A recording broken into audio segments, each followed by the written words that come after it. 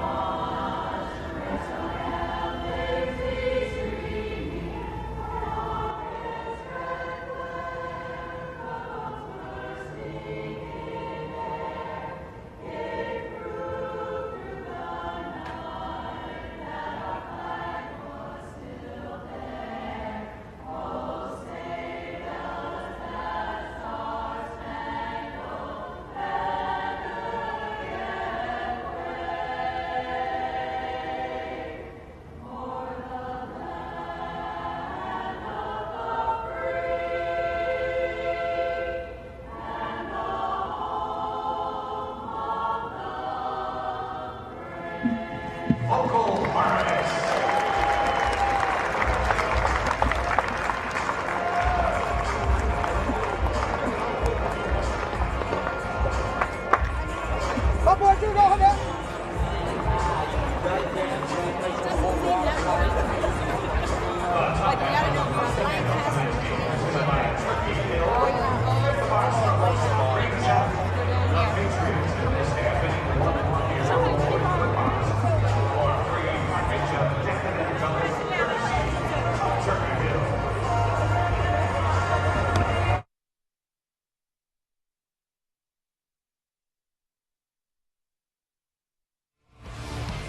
Good evening, everyone, from Clipper Magazine Stadium, along with Eric May. Dave Collins with you for the rubber game of a three-game series between the Lancaster Barnstormers and the Somerset Patriots. Big win for the Barnstormers in the opener, 13-6, and last night got underway under a similar vein.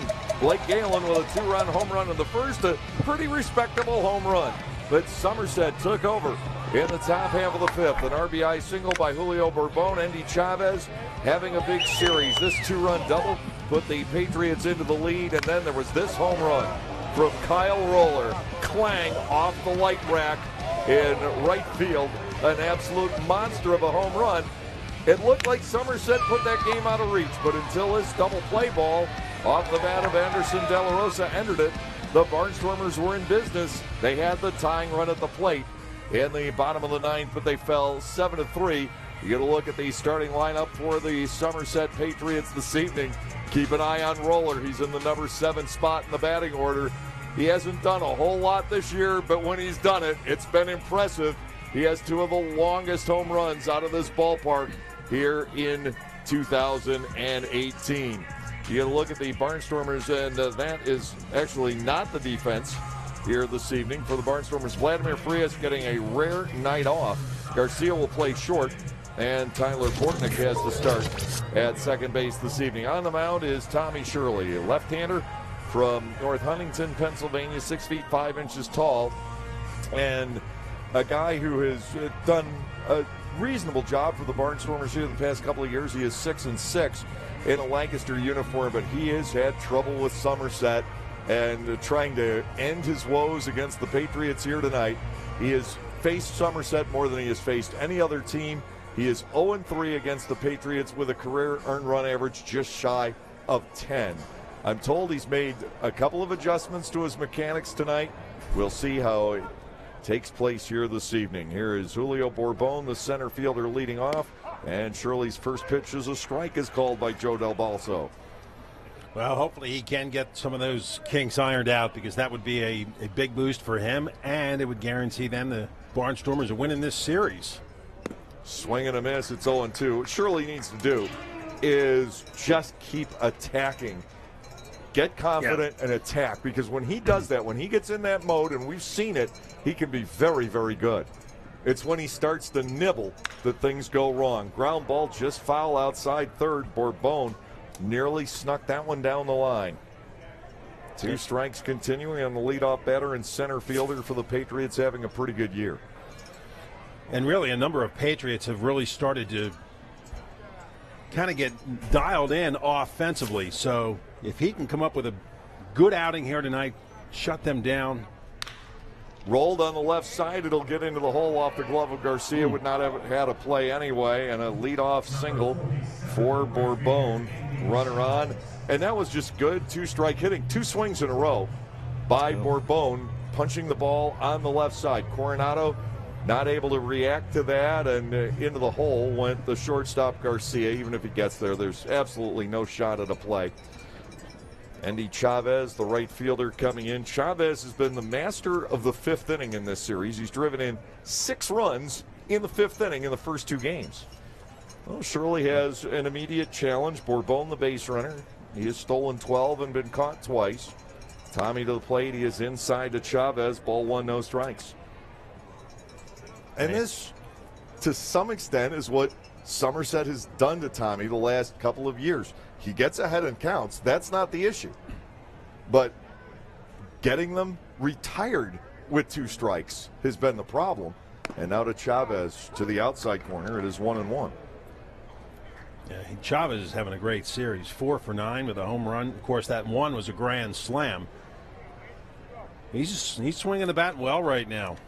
Yeah, just 7 runs batted in. When this series started, he's almost doubled the total.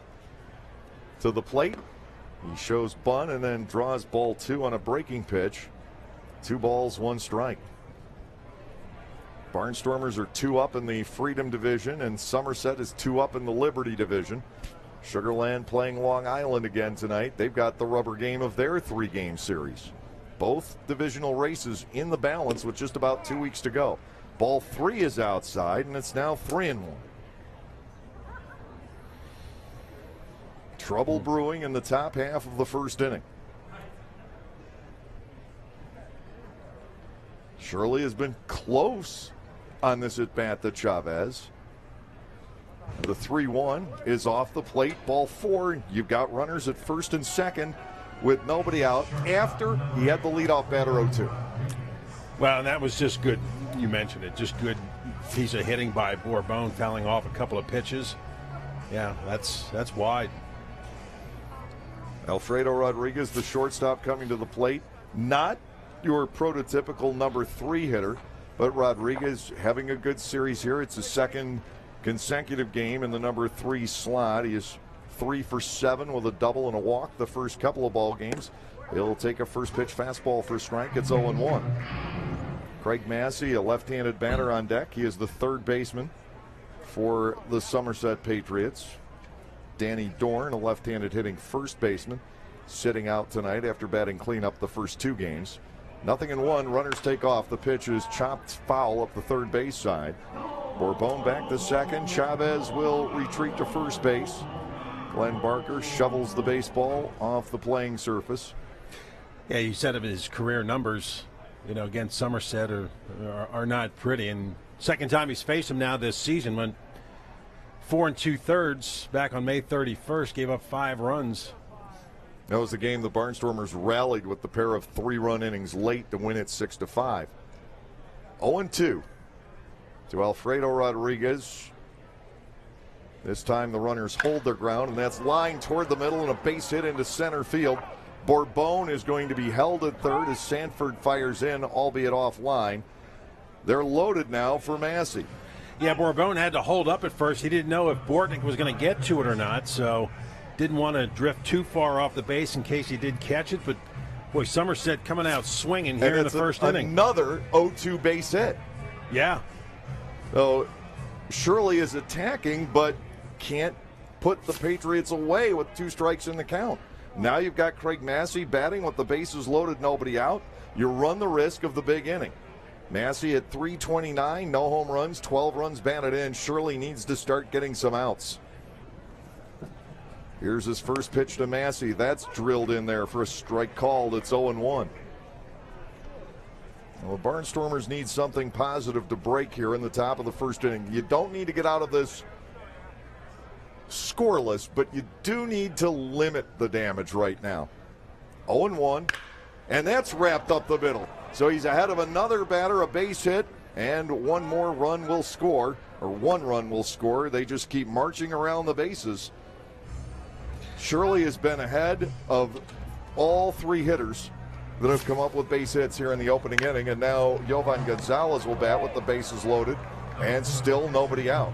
And this has the makings of a huge inning for Somerset. Well, that one just bounced just wide of his glove. If he could have gloved that, he would have had a chance at a 1-2-3 double play, but just couldn't field it. And now Somerset just keeps the hit parade going. Yovan Gonzalez stepping in, a guy the Barnstormers have a hard time retiring. He's 6 for 16 in the season series this year. Shirley to the plate, and again, strike one. So that part of the art of pitching, Tommy has down nicely in this game. Throwing that first strike, but it's finishing off hitters that has been the issue. All four Patriots have reached base. The last two with singles up the middle. Now it is low, a ball and a strike on Gonzalez. Aaron Dudley, a left-handed batting first baseman, waits on deck. So his pitch selection is what? What is his repertoire? Pretty standard. Okay. Yeah. So he doesn't really have an out pitch then. And that's the problem. That's what could need to develop. Breaking ball, and he misses with it. Now 2 balls and a strike on Gonzalez. The Barnstormers with Long Island coming in for a big 4-game weekend series do not want to go to the bullpen early. They had to last night as Steve Johnson worked only 4 1/3. Ground ball shortstop, could be 2. Garcia goes to Bortnick for 1. The throw back to first pulls Hobson off, but he's able to get the tag on Gonzalez. That double play is big. Chavez scores. It's the second run of the inning, but now you've got 2 outs with just Rodriguez left over at third base. A 2-0 lead for Somerset, but the Barnstormers have the 2-0 first inning lead. You know you can overcome that. Look at this. Bortnick got wiped out at second base. Got that throw over the top. Looked like a quarterback just with sort of like a dump pass over the charging defensive line. Yeah. First pitch up and in to Aaron Dudley for a ball. It is 1-0. Nice job on the pivot by Mr. Bortnick. Yeah, so now a chance for Shirley to get out of it. Chopper left side. Coronado is there. He can set for the throw. And Shirley, with a couple of ground balls, gets out of a major inning. The Patriots strike for 2 on 3 hits with no errors. They leave 1. It could have been a lot worse. Shirley pitches his way out of it. At the end of a half, Somerset 2, and the Barnstormers coming up.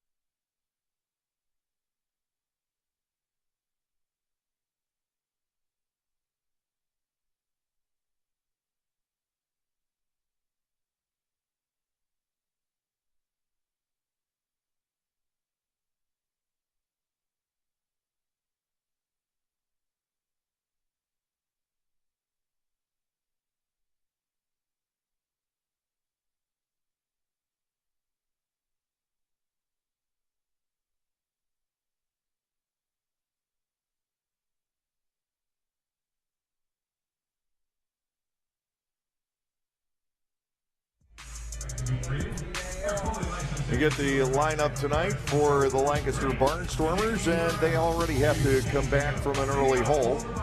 Barnstormers more than capable of doing that, however. 2 runs really not an issue for the Barnstormers. They have scored at least 3 in every ball game they played since the 1st of June, so they can match the early 2-run deficit as you take a look at tonight's defensive alignment for the Somerset Patriots. Although I'm sure if you're the Barnstormers, you would rather be the hunted as opposed to the hunter when it's trying to get runs on the board. I mean, yes, this team can come back from anything. It makes things a lot easier, though, if you're able to strike first. Now they just need to answer. David Kubiak on the hill tonight for the Somerset Patriots. He has been excellent, especially on the road. He has thrown 12 shutout innings on the road for the Patriots. His 2 away starts. Overall 2-0 with a 1.59 ERA. Sanford drives the ball to center. That will be managed by Bourbon, 1 out.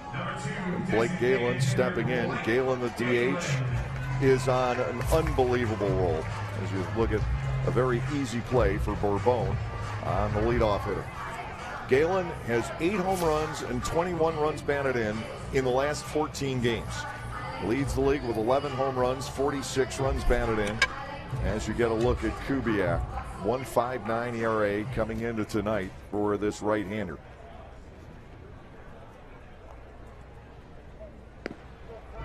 Galen takes a strike, is down 0-1.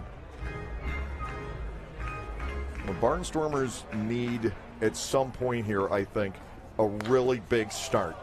Yanked foul by Galen, got out a little ahead of that one, hit it off the rooftop of the now Broken Bat craft beer deck down the right field line, formerly known as the Barn, formerly known as the localflavor.com deck. Here's the 0-2, and that floats outside. Ball 1 to Blake. 1 ball and 2 strikes. Kubiak is from Riverhead, New York. Went to Albany State. He is 6'7". You notice he was quite tall. 230-pounder, 28 years of age. To Galen, 1-2 breaking ball. Nicked foul to Ryan Castile. In the on-deck circle, the count continues 1-2. The Barnstormers are scoring the runs, and the bullpen has generally been pretty strong. But the last couple of weeks or so, the starting rotation has faltered. You've seen those numbers climb quite a bit in terms of the ERA. 1-2. Galen started the bat. They'll appeal but get turned down. The pitch, a breaking ball into the dirt.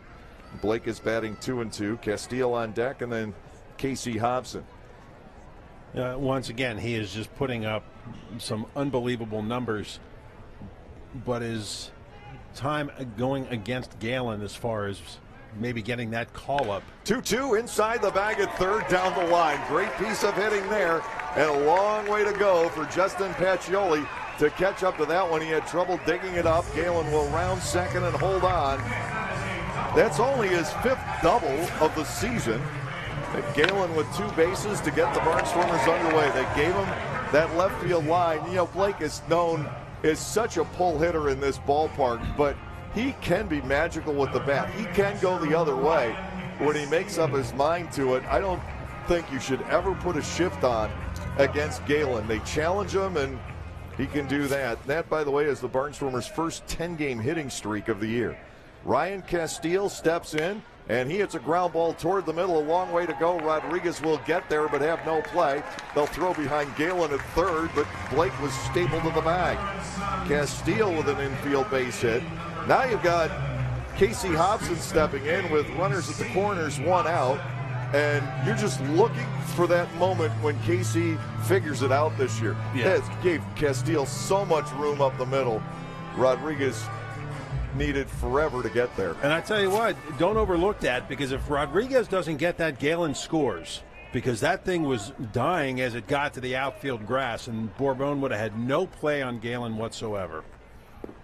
Looping breaking ball outside to Hobson for a ball, 1-0. Grant Desmay, the right fielder, waits on deck. Well, now you're the Barnstormers. You have a chance to answer right away. You need to get one of these runs home. You'd like both. And to Hobson, you'll get one. That's driven out to center. The ball holding up tonight. Bourbon with the catch. Here comes Galen. That throw will be cut off the pitcher's mound. Hobson drives in his 3rd run with a sacrifice fly. Galen is home.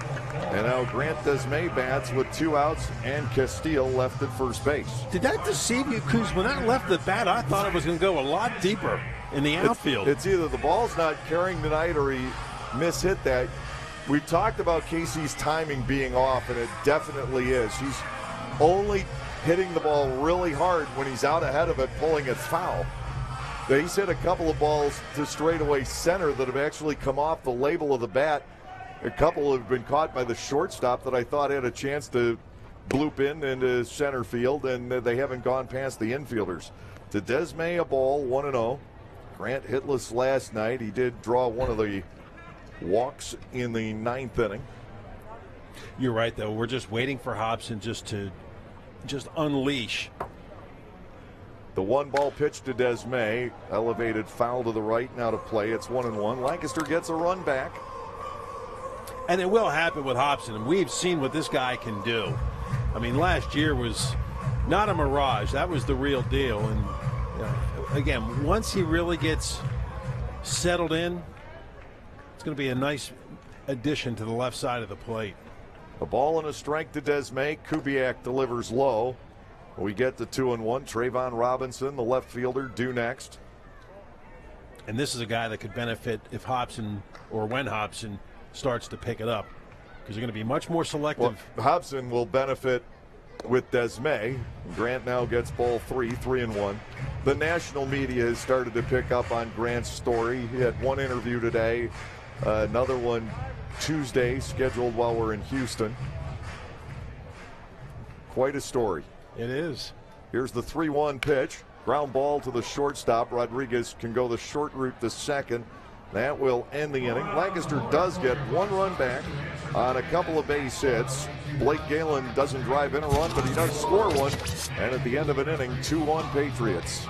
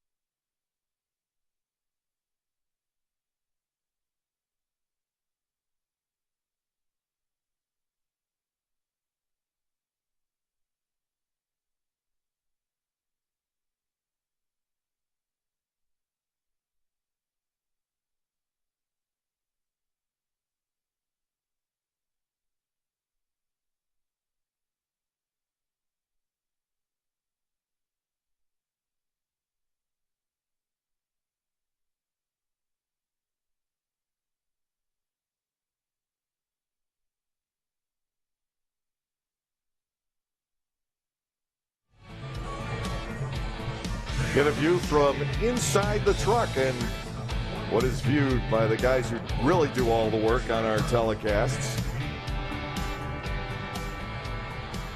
Eric and I, we've got the easy chores. Yeah, we do. They get to push the buttons, tell the camera guys what to do. We get to sit here and just talk and eat ice cream. That's all we do. Speaking of which, I haven't seen Bob tonight. Yeah, I haven't seen him for a couple of days here. There we are. Well, this guy at the plate, I didn't see the game last night, but I saw the highlight. You talk about a moonshot. You look up the definition, you'll see that replay. My goodness. Roy Hobbs, except he actually missed the light bulb. He hit the metal rack, best as I could tell. We didn't see a shower of sparks or anything. 0-2, get another look at it. You heard it off the bat, and then if you listen closely, you'll hear it hit up in the rack. Ground ball here into the shift. Handling that is the shortstop, Garcia. Roller is out on the ground ball, 6-3. One out, Mike Francoso stepping in. If only we would have access to what they have in the major leagues to figure out how far that home run goes. If that wouldn't have hit the light pole, you wonder how far that thing would have traveled. My initial call was that the city line wouldn't contain it because that thing was just demolished. The runs were unearned. An error had prolonged that inning. Oh my goodness, that thing was hit. First pitch strike, it is 0-1. You know it's bad when the other team is in awe of a home run. That's been the topic of conversation down in the Barnstormers clubhouse. Yeah, I know it was hit by the opposition, but boy, that's a thing of beauty. Well, sometimes you just have to tip your cap. Like a couple of the plays Francoso made the other night. You just have to tip your cap. Yeah. Fouled the other way, 1-2. You get that indication with the umbrellas open that a bit of a drizzle has started here. Tommy Shirley seems to have settled down, and that first inning certainly could have gone better for him. 3 hits and a walk before he got the first out. Poked foul by Francoso. Could have gone better. Could have been worse, Could have been worse. Got the double play out of Gonzalez, then the ground out from Dudley to get out of the inning.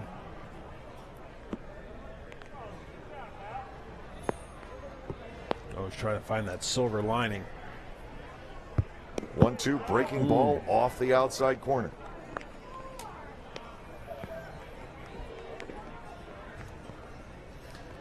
Yeah, and I guess the radar showing some rain coming into the area. Another ground ball. Shirley can live like this all night. Bortnick to Hobson, 2 outs. Tommy's retired 4 in a row on the grounders. Now Justin Pacioli, the left fielder, stepping in. 242, 5 runs batted in.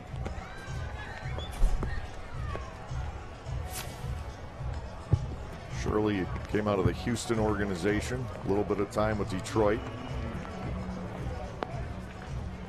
Yeah, you get a look at the rain. It may not get harder than this, but we're going to have at least pesky showers here tonight. Depends if any of the yellow cells move this way, then we'd probably have to stop action. Well, of course, it's a Wednesday. 1-0, line base hit left field for Pacioli. 2-out base runner, the 4th hit for the Patriots in the game.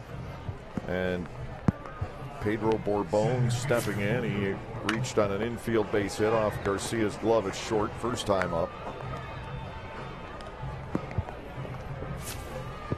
Yeah, Bourbon has really been picking up the pace. He's hit safely in 19 of his last 20 games. Leads the league in doubles. He was the number 3 hitter in the Mexican League last year, hitting in the 360s. That is a high-scoring league down there. You'll see some of those garish numbers, but 360, nothing to sneeze at. Runner goes, pitch is taken for a ball, and Castillo's throw is offline. Pacioli with his 5th stolen base. Barnstormers have had a devil of a time at throwing out base stealers this year. And now Somerset with a man in scoring position. Well, and we talk about that too, and sometimes you look at the numbers as far as the catcher, and it reflects on the catcher. What do you think the problem is? Do you think the pitcher's not holding, or a combination? A little bit of both. All right. Next delivery is ball 2 on Bourbon, 2-0.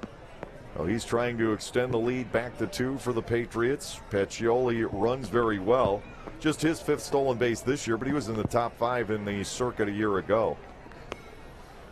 2 balls, no strikes, and Bourbon will swing and miss. Boy, it'd be nice to see him get out of this inning with a guy on second base. The rain looks like it's picking up a bit, but sometimes cameras can be deceiving with it. 2-1. Shirley a look back, and that is outside and low. Andy Chavez, the on-deck batter.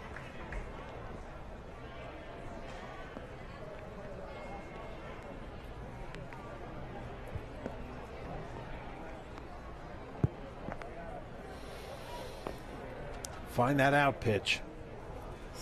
3-1 on Bourbon. Shirley to the plate. That's strike 2. So he gets the count to full.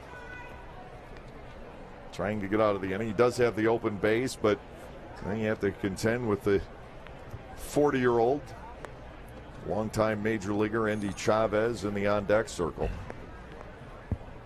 Shirley looks back to second. 3-2, breaking ball, grounded foul past first base. Nice pitch. Had good movement on it, but Bourbon got a piece of it to stay alive and try it again at 3-2. Surely his couple of seasons with the Barnstormers is just that pitcher. It's kind of frustrating because he generally doesn't get hammered. His games tend to go like this: ball 4 outside. He throws a lot of pitches. He throws a lot of good pitches. But now you look at it, somehow 6 out of the 10 men he's faced have reached base. He's not getting crushed, but they're just able to place the ball against him, work the long counts, get the walks. Outs can be tough to come by. First 2 came easily, and now suddenly a single by Pacioli, the walk to Bourbon, and Andy Chavez, who walked his first time up, will step in. And Somerset is the team that's done this to him almost every time he has met up against the Patriots. First pitch strike, getting ahead, not a problem. 0-1. 2 guys on, 2 guys out. Chavez with some gray showing in those whiskers. Awaits the 0-1 pitch. It is bounced. Good stop made by Castile. Yeah, he paid the price too. Took that off the forearm. But he does what a catcher's supposed to do, and he did it well. Yeah, stop those pitches at all costs. Yep. When it's either the third strike or you got runners on base. Yeah, it looked like came up and wedged almost in underneath the chest protector. To Chavez, 1-1. Shirley comes back, swing and a miss. 1 ball and 2 strikes. All right, here we are again at 2 strikes. Shirley and Castile have to come up with something here.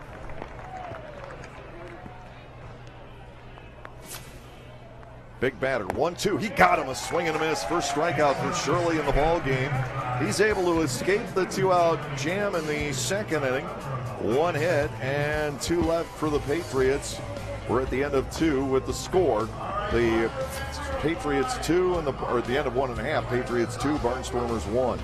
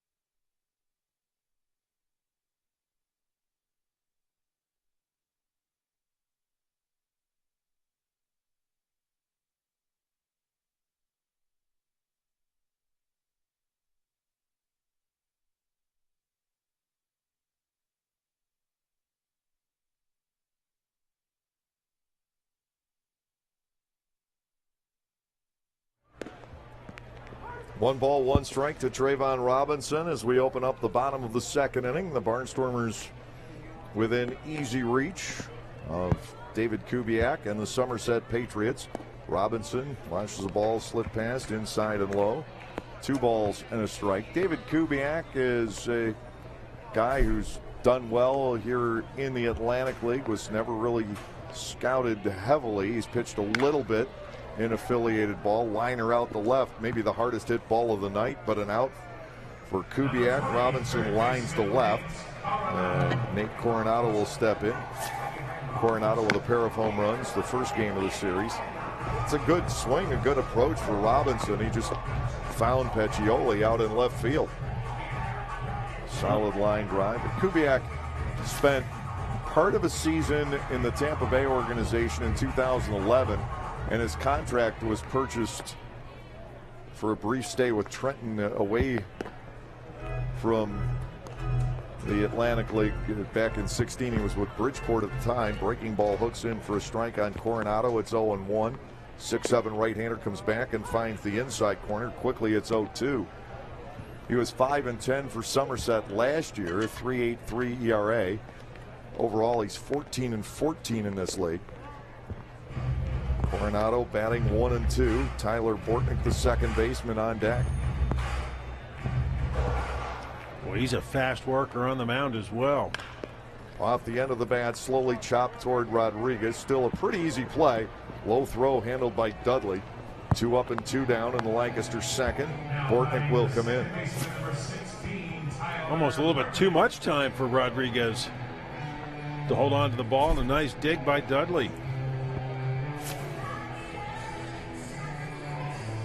Yeah, rain looks like it's picking up. But the thing is, you look beyond the left center field wall and you see a little bit of the sun. Yeah, there are openings in the clouds out there.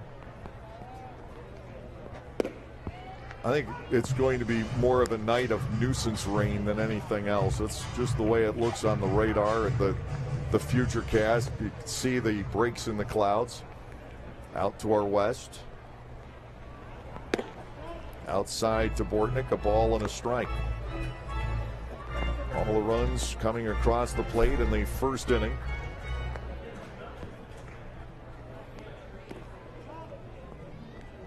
Two and one to Tyler, who has been drawing walks on a pretty regular basis. Yeah.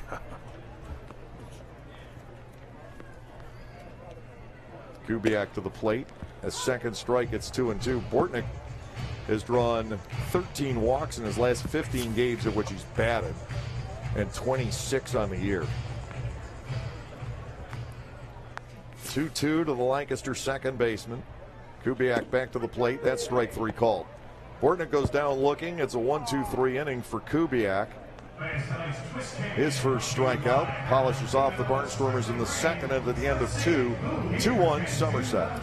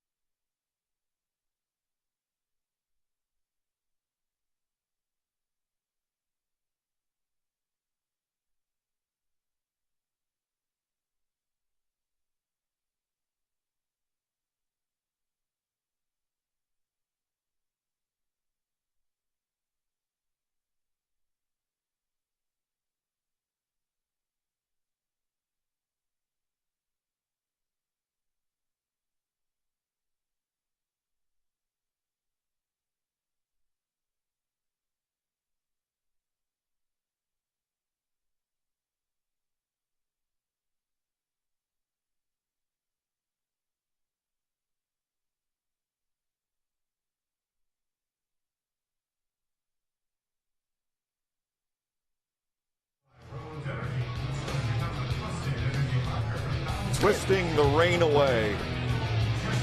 That may be my favorite video of the night, bar none. Can only hope. Although it's supposed to be a lot better tomorrow. Yeah. The Ducks coming in for a 4-game weekend series. These races are hot in both divisions. Lancaster, 7 games, mano a mano with Sugar Land, starting on Monday in Texas. Boy, with each passing game, that series just looms larger and larger. Tommy Shirley to Alfredo Rodriguez, and again, Rodriguez takes him up the middle for a base hit. This one leading off the third inning. 5 hits now off of Shirley. This Somerset ball club is Tommy's kryptonite. Every time he starts against them, it seems to go like this. They just poke away at him. They don't explode on him typically, but they just get base runner after base runner after base runner. Outs are hard to come by. Now Craig Massey steps in. He grounded a single up the middle to drive in a run. Back in the first inning. Shirley to the plate. Strike taken on the outside corner. It's 0-1. Well, not only that, but that's 3 base hits that have been shot right back through the pitcher's box. That just kind of adds insult to injury. Has his struggles, and then they come right at him with the batted balls. Ball is away, 1-1. Salad dressing's getting watered down. Yeah, fans came prepared, though. You saw the forecast. You knew that there was a decent chance we were going to get at least some sprinkles tonight. Ball 2 is low, 2-1. And very often they can call for this 80% chance of rain, which is what we had for tonight, but this is all you get. Yeah. So don't just pack away any plans to come out to a ball game. Well, I saw some of the weather. I think it was out in Colorado. Some of the hail. I mean, it was just relentless. Ball 3 now misses. Oh, Shirley in danger again. These pitches aren't terribly off the mark. They're just trying to work around the edges to the Patriots. 3-1 to Massey. Shirley needs to throw a strike here. He does, and again, it's taken up the middle. A base hit into center. Holding at second is Rodriguez. Rodriguez and Massey both times smashes into center field. Jovan Gonzalez comes in with runners at first and second and nobody out. Ross Peoples is going to pay a mound visit. Yeah, Somerset, they're on it. I mean, they are dialed in on his pitches. And this is a classic Somerset Patriots offense. The way they're weaving things together tonight with all these singles into center field. It's what they do when they're playing well. And Shirley has to find a way out of trouble in the third inning. Again, Ross does not want to go to his bullpen early tonight. So what do you think the discussion was there on that mound visit? It may have been approach to pitching. He's got to start hitting the corners. It's either out of the zone or in a place where they can just take him up the middle, and that's what they're doing, batter after batter after batter. Gonzalez squares around. He'll get the bunt down. It will go through to Hobson. KC will find Bortnick, but they execute the sacrifice 3-4, so there will be no double play ground ball. This time, out of Jovan Gonzalez, Aaron Dudley will step in with runners at second and third, and just one out in the inning. Beautifully placed, sacrifice bunt. It forced the Barnstormers to go to first. You couldn't even think for a force out anywhere else. Now, you've got to take the easy out there. The last thing you need to do is start throwing the ball around. Plus, it's rolling around in the wet grass. Could magnify it, trying to throw to third base, throw it away. Now, Dudley against Shirley finds a way through the drawn-in infield. 1-run scoring. They are sending Massey as well. Robinson's throw cut off.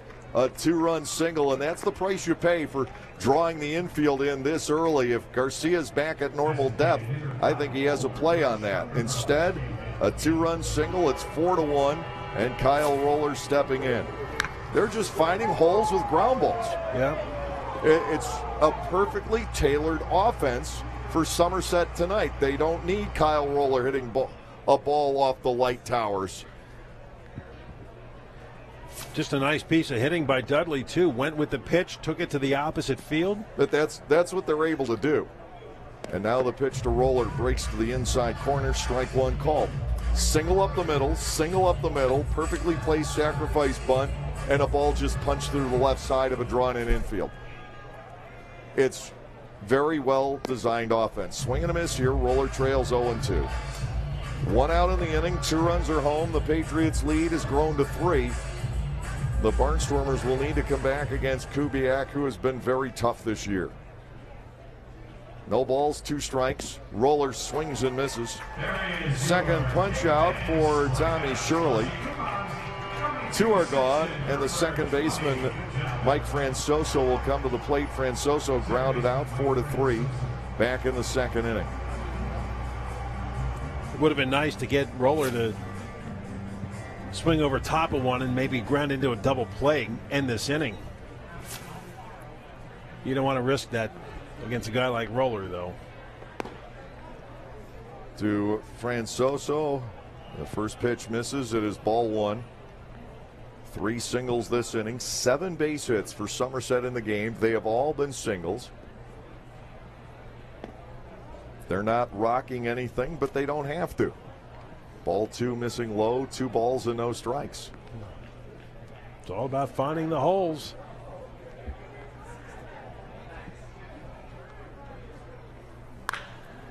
This ground ball at somebody. Easy play for Bortnick. It will end the inning, but the Patriots tack on 2 runs. They do it with 3 base hits. They leave a man, and through 2.5, the gap is widened. Somerset's up 4-1.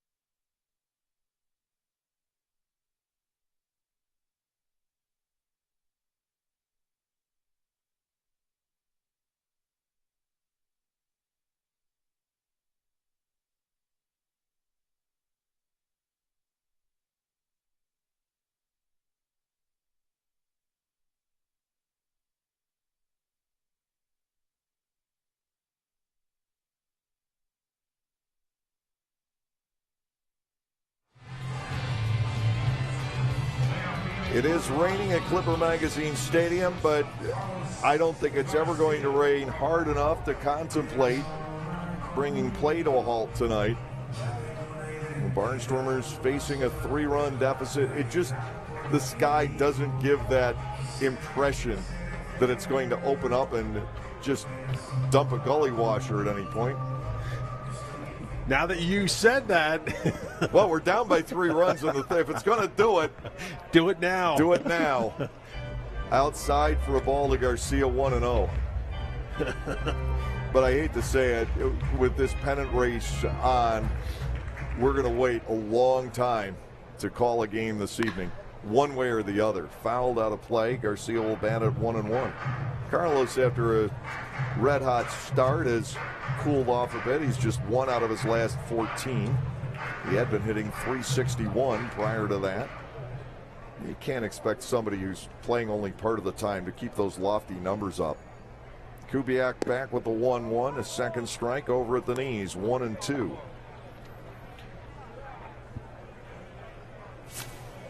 Well, I think it's good to get guys some playing time because you never know when they're going to be needed. Got to keep them sharp. David Kubiak at 6'7" has that very good downward plane. The Yankees, at least for a while, wouldn't sign a pitcher under 6 feet tall, and I think some other organizations have gone that route as well. Here comes the 2-2. Garcia swings and misses. It's in the dirt. Gonzalez will have to fire down to first. The out 2-3. Second straight strikeout for Kubiak. Back around at the top of the order. And Darian Sanford, Barnstormers center fielder, has hit safely in 9 out of 10 coming into play tonight. The Barnstormers haven't been able to get the running game going these last 2 nights either. They, for only the 5th time this season in 47 games, did not steal a base last night. And they're not in a very good position to steal one here tonight. Yeah, I saw that down in by the 3 notes. runs early to Sanford. First pitch misses as Darian showed bunt, 1-0. Yeah, that's why you got to scratch across a couple of runs, make it a little closer so that you can get into that mode where you can get running again. Because, you're down 3. You don't want to get thrown out and end a potential threat.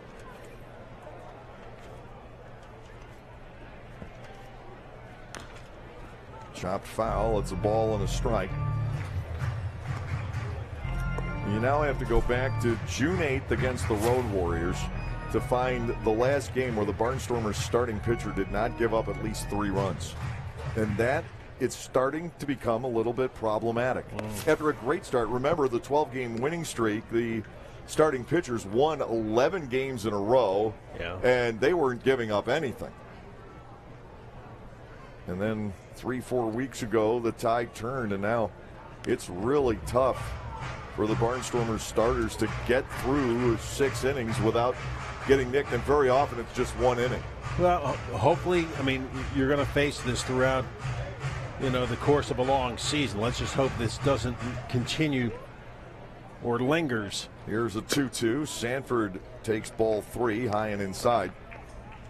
Dwayne Bilo last night threw the best start for or against we've seen in weeks. After giving up the home run to Galen in the first inning, he was magnificent. Payoff pitch, Sanford goes after it late and misses. Kubiak has fanned 3 in a row. Coming into tonight, David Kubiak had allowed 14 hits and struck out 28 in 22 2/3 innings. And he has gotten on a roll since early in this game. And the hardest hit ball off of him, really, Robinson's line out leading off last inning. Yeah. He gave up the double to Galen, the infield single to Castile back in the first. Blake was just able to find a spot down the third baseline. 2 outs here. Kubiak to Galen. Off speed, he swings and misses. No balls and a strike. David Kubiak has retired 7 in a row. Last night, Bilo set down 13 in a row after the Barnstormers scored the 2 runs in the first inning. The motion and a Galen. This one fades low. Looked like the same pitch. It's a ball and a strike. Barnstormers trailing by 3, and Kubiak right now in charge.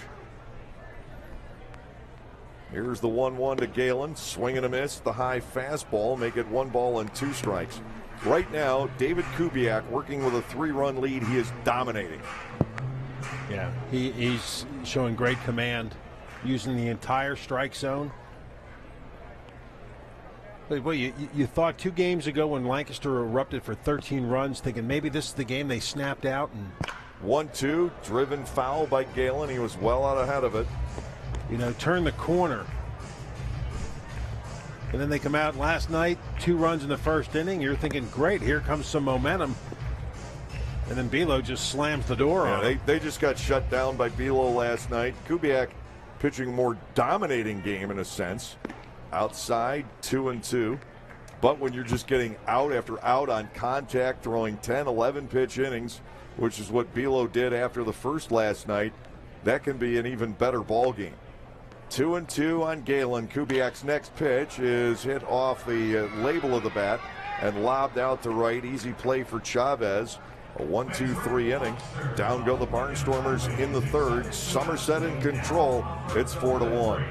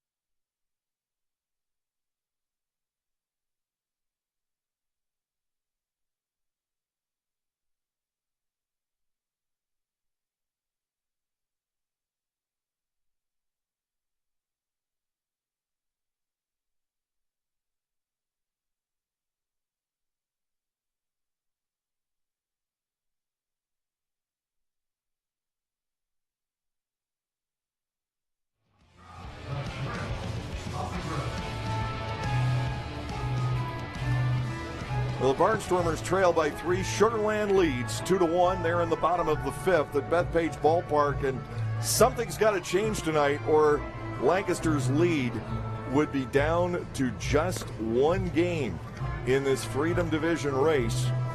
The Barnstormers at one point had built a 5-game lead, and we get our customary shot of ice cream here tonight.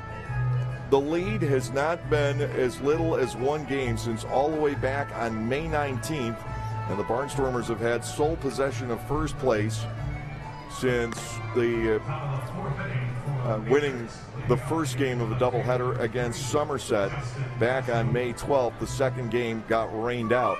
But both halves last year followed a pattern. The Barnstormers led for the middle half to two-thirds of both halves last year, and then fell behind, had to play catch-up, almost did, but not quite. Oh.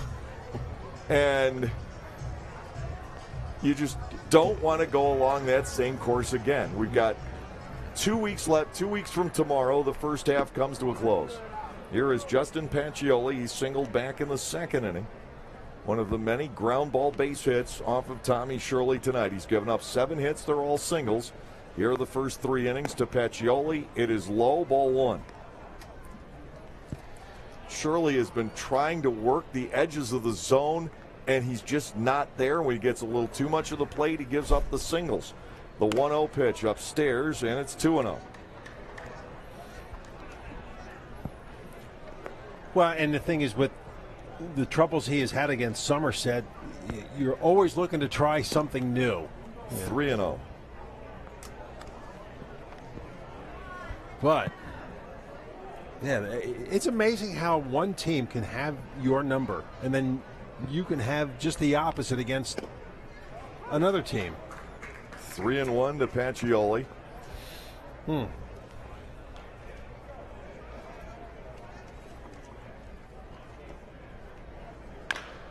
Chopper over toward third. This is going to be a tricky play. Coronado will have to hold on to the baseball. And now you have an infield single. And at the 8th hit, Shirley makes a good pitch, still doesn't get rewarded. Yeah, Pacioli runs really well, he and does. Coronado was wise just to eat that one. The leadoff man is on base again for Somerset. They've had a leadoff single 3 of the 4 innings. The first 2 innings, they followed it up with another base hit, and in both cases, both those runners scored. Here is the top of the order in Bourbon. He has a single and a walk so far. I think I've called him Pedro Bourbon a couple times tonight. The Cincinnati Reds stuck in my mind. Julio Bourbon.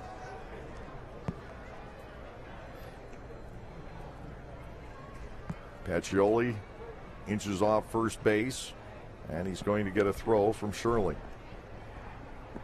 They don't beat Tommy up, but they do wear him down. And sometimes that's what can be even more aggravating. Yeah, it's one thing to get shelled, but then just to have... Runner goes, the pitch is high and inside, and Castile has no chance to throw out Pacioli. He steals his second of the game. A 1-ball and no strike count on Bourbon. Yeah, this, boy, just a great jump. Yeah, he did very deceptive speed. Oh, he runs very well. He glides. 1-0 pitch. Just gets the outside edge. Bourbon batting 1-1. The Barnstormers have the submariner, Garrett Granites, warming up down in the bullpen. And I would imagine the leash may be somewhat short right now. Popped up, shallow center. Going back, Garcia, he'll take it. Well, that is an unproductive out. Still at second, Pacioli with 1 away. Andy Chavez will step in. He's not allowed to drive in a run. It's not the 5th inning. Well, that's good. And if you can shut him down, he won't bat in the 5th inning either. Easy play for Garcia. We get the first out. Chavez has walked and struck out against Shirley tonight. Rodriguez, Massey, and Pacioli are all 2 for 2. Line to center field. Sanford will take it on a bounce. They're going to send Pacioli. The throw will come through. The tag attempt by Castile is late, and it's 5-1. RBI base hit for Andy Chavez. Single into center. Sanford's throw arrived home just slightly late. It slowed down on its way there initially. It looked like the Barnstormers had the chance. Now it is 5-1 as the singles continue to pile up. And another one to center field. Sanford got there in a hurry, but they see the second bounce. It was a very close play. Yeah, if it doesn't take that second bounce, they got him. Yep. First delivery to Rodriguez is a ball inside. Patriots pouring it on here. Little by little by little. They're pouring it on like small spoonsful of sand. Ground ball off the glove of Coronado. That'll get away. Chavez makes the turn. He's going to head to third. Racing for second is the trailing runner Rodriguez, and they cut him down. And that gives the Barnstormers a big second out this inning. Well, Rodriguez maybe being a little bit too aggressive on the base paths. Coronado couldn't get there, and charging that play very nicely was Trayvon Robinson. He flipped in to Bortnick covering. It was close at second. The out recorded 7-4 on Rodriguez. He'll get a base hit for that.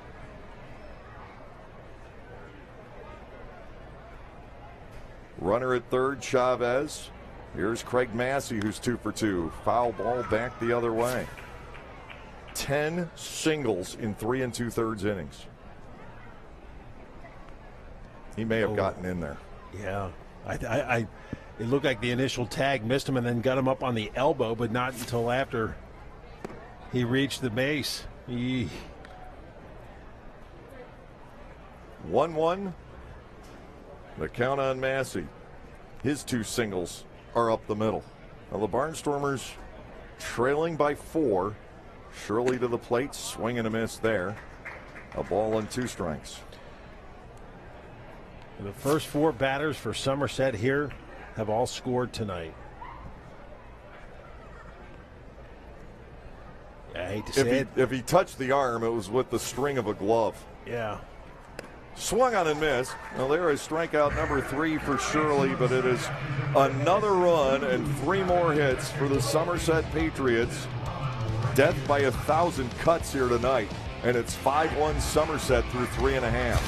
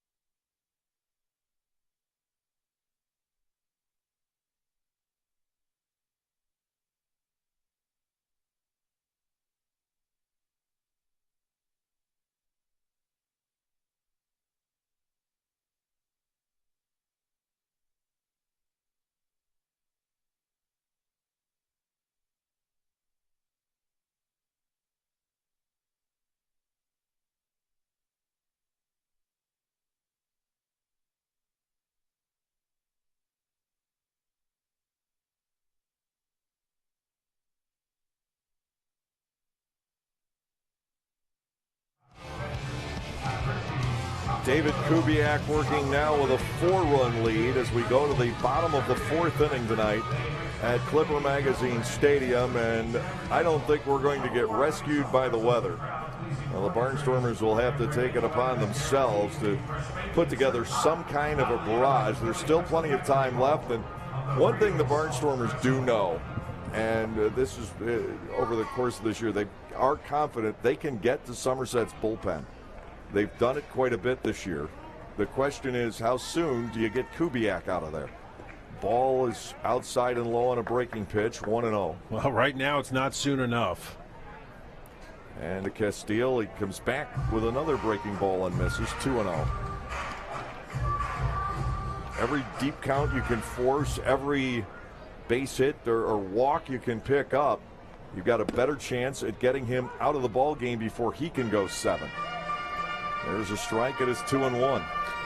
And he has retired 8 Barnstormers hitters in a row. And he has not thrown many pitches. That just missed. It looked like Joe Del Balso thought about calling that strike 2, but instead 3-1. And the Barnstormers with a chance to get their leadoff man on here in the 4th inning. And Castile will just try to be patient here. The 3-1 from Kubiak. Hit in the air to right field. Chasing this down is Chavez into the corner, and he will make the catch. Foul fly out for Castile, and that's 9 in a row. Bilo got on a similar roll at the same time last night and strung it out to 13. Casey Hobson has driven in the Barnstormers' run. He has done it with a sacrifice fly here tonight.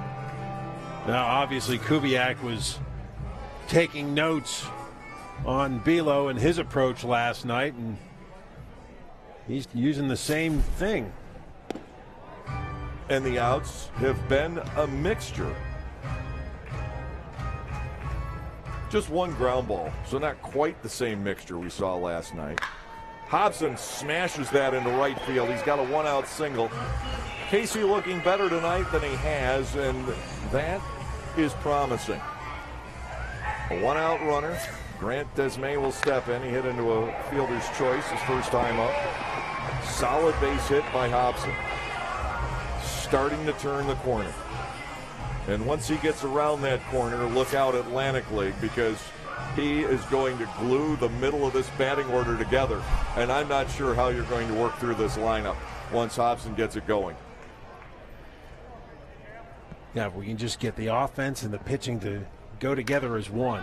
Desmay gets underneath. He hits a high pop-up along the third base line. Massey is there to take it. That's out number 2. And it's up to Trayvon Robinson, who hit the ball pretty hard his first time up. The Barnstormers, 2 nights in a row now, they just cannot get on track on offense.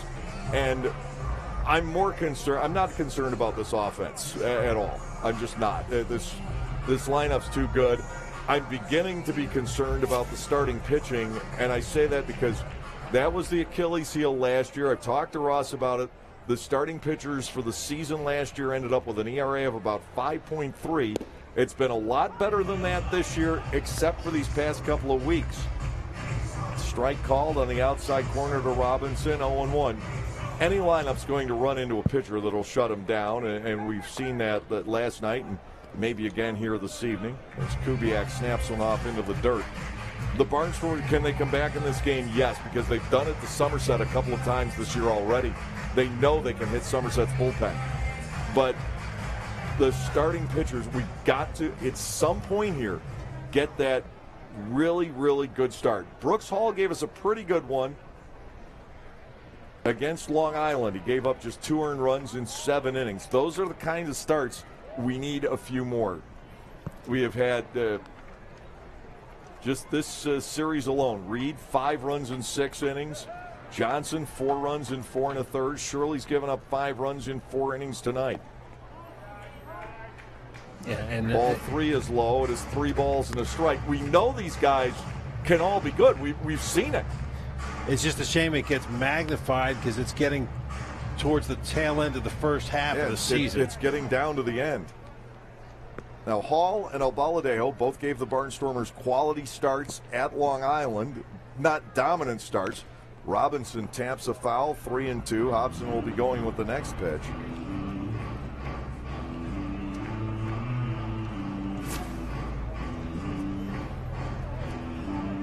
Ouch. Right off the inside part of the foot. Yep, there's the price you pay as a catcher.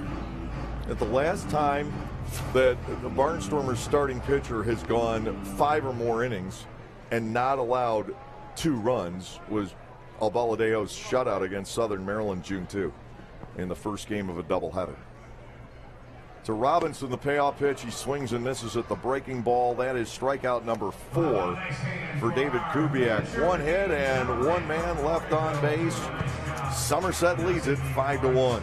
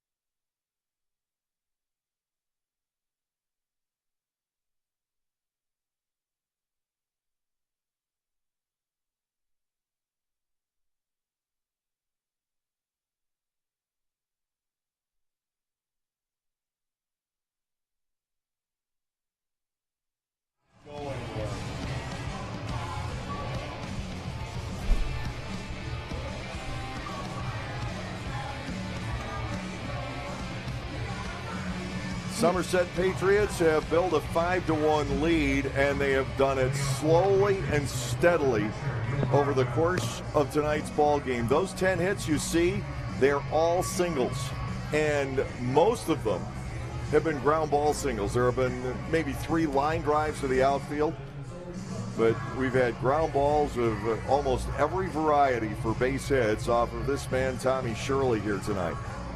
The run's kind of like the rain, slow and steady. Jovan Gonzalez leads off the 5th inning. He's grounded into a double play and laid down a sacrifice bunt.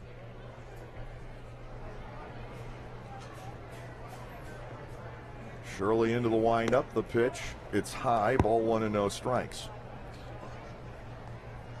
It's amazing because we did go through that stretch in the 12-game winning streak where the Barnstormers starting pitchers were pretty dominating. Chopper towards shortstop here. Difficult play. Garcia has to make the sidearm throw. A good one against Gonzalez, who is not a fast guy. 1 out, and Aaron Dudley coming in. Yeah, difficult play, and Garcia made it look easy. Well, I've watched Carlos at all 3 infield positions now, and I think he's the best at shortstop. But you're not going to dislodge Vladimir Frias on any kind of a regular basis, so as Vlad gets the night off tonight, Carlos mostly has played second and third.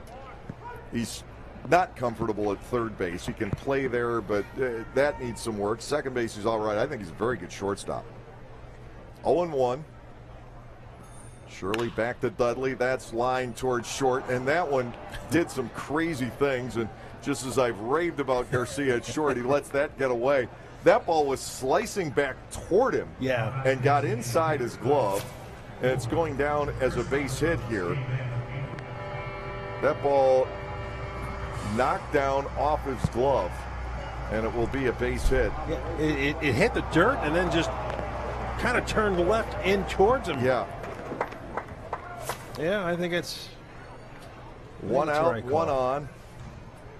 And Kyle Roller stepping in. He is grounded out and struck out here tonight. The shift is on, and he'll break it with a line drive out the left field and a base hit. Another single. That's 12. Well, and the best way to beat a shift is to go the opposite way. I mean, I would have been a little bit more inclined to go for an error on the previous, just because it looked so weird. But I could see the justification the other way. Mike Francoso will step in. He is grounded out twice. Dudley at second, Roller at first with 1 gone. 12 hits for the Somerset Patriots. All singles. We've seen Southern Maryland pick up 16 in a game this year. That was one of the harder hit, actually. But that ball Dudley hit did take a very strange bounce. It was slicing back toward Garcia, and I'm not sure how I would recommend playing that so it didn't get away, because he was going to his left. The ball hit and spun back toward him.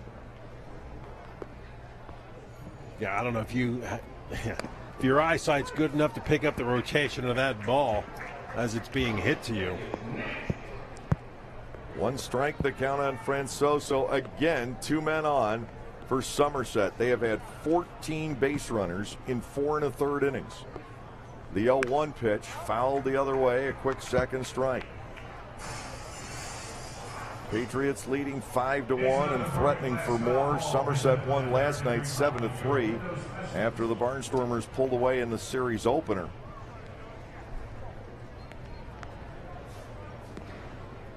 Winning by a 13-6 margin. Foul ball back to the screen again. Well, Shirley has done a better job since the first inning of, not falling too far behind in the count.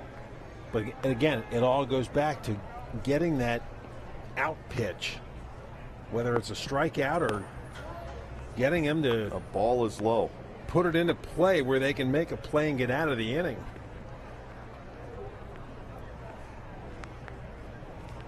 They have sent 25 men to the plate. 14 have reached. It's just been like we've been talking about, so steady all night. 2-2 now.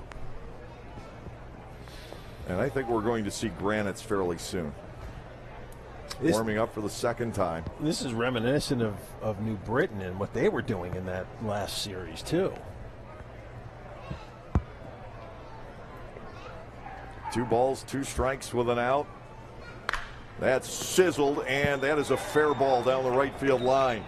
This should be the first extra base hit. Dudley will score. Roller will plant himself at third. Francoso with the RBI double again, ahead in the count. And the hitter springs back. This is a sharp ground ball inside the first base bag. It was clearly fair down the line into the corner, and now we have a 6-1 deficit with runners at second and third, 1 out, and Justin Pacioli coming to the plate. Ross Peoples will come to the mound, and he's going to ask for the change. Well, that will be it tonight for Tommy Shirley as the Somerset Patriots continue to be this left-hander's kryptonite. Second and third, 1 out. Somerset with the big lead. We've got a pitching change, and we're going to pause for these messages.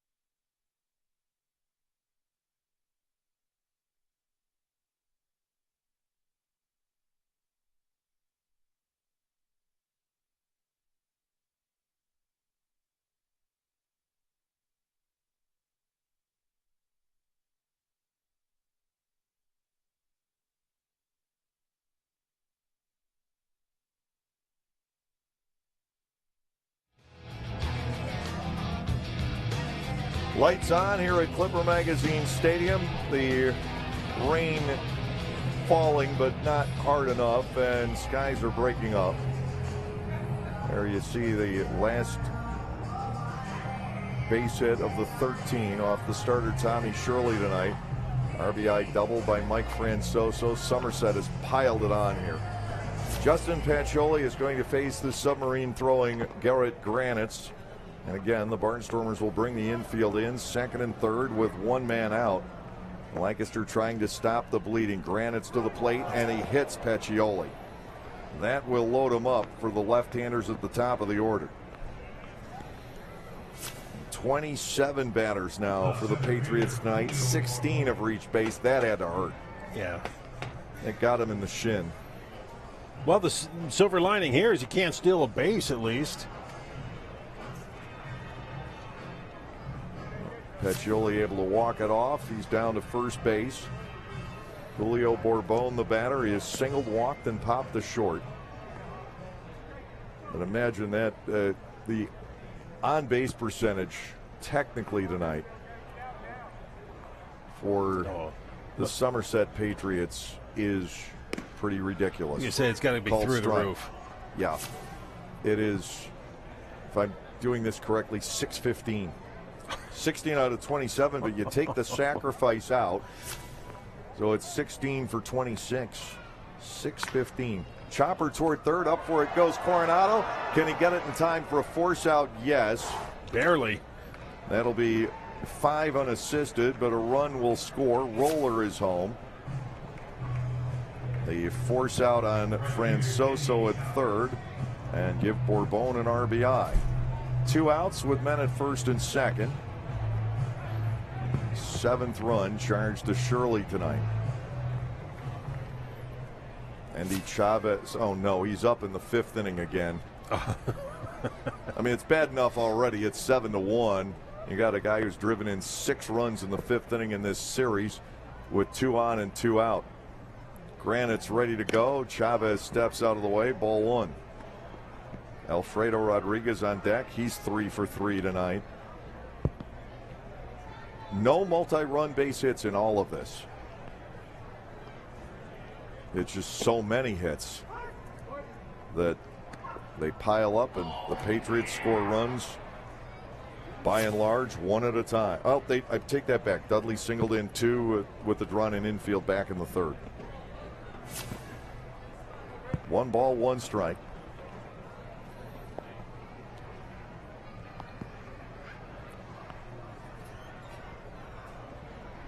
Granites checks the runners. Here's the pitch. Topper right side.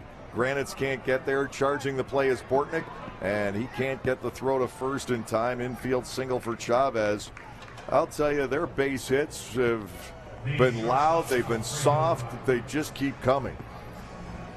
Well, this one, once it got by Granites, it really slowed down, and Bortnick did everything he possibly could to flip it to Hobson, but just not enough time. Here's Alfredo Rodriguez, already 3 for 3 tonight. He steps in with the bases loaded. 2 outs in the 5th inning. Already 7-1 Somerset. And the pitch is hit high in the air. Shallow left field. Backing up on this is Coronado. Nate puts it away. It'll end the inning. Mercifully so. But it's 2 more runs for the Patriots on 4 hits. They end up leaving 3, and we'll go to the bottom of the 5th. 7-1 Somerset.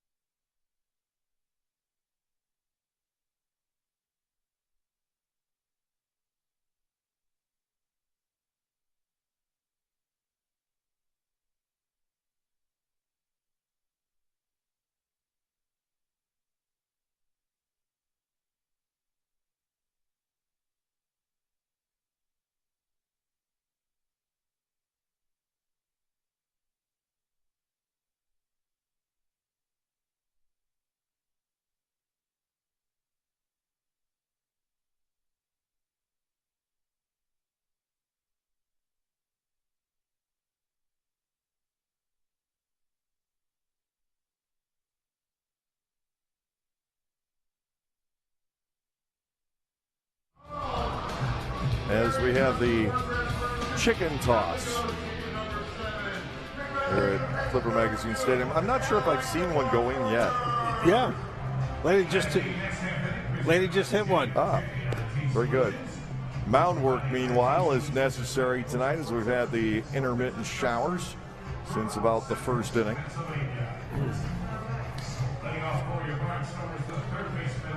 Tell you what, the grounds crew has been busy here this season. This year's just been, it's been awful in terms of all this rain. Nate Coronado will lead off the bottom of the 5th inning against David Kubiak. And I said, of course, it's a Wednesday. And then you said Saturdays have been just as bad.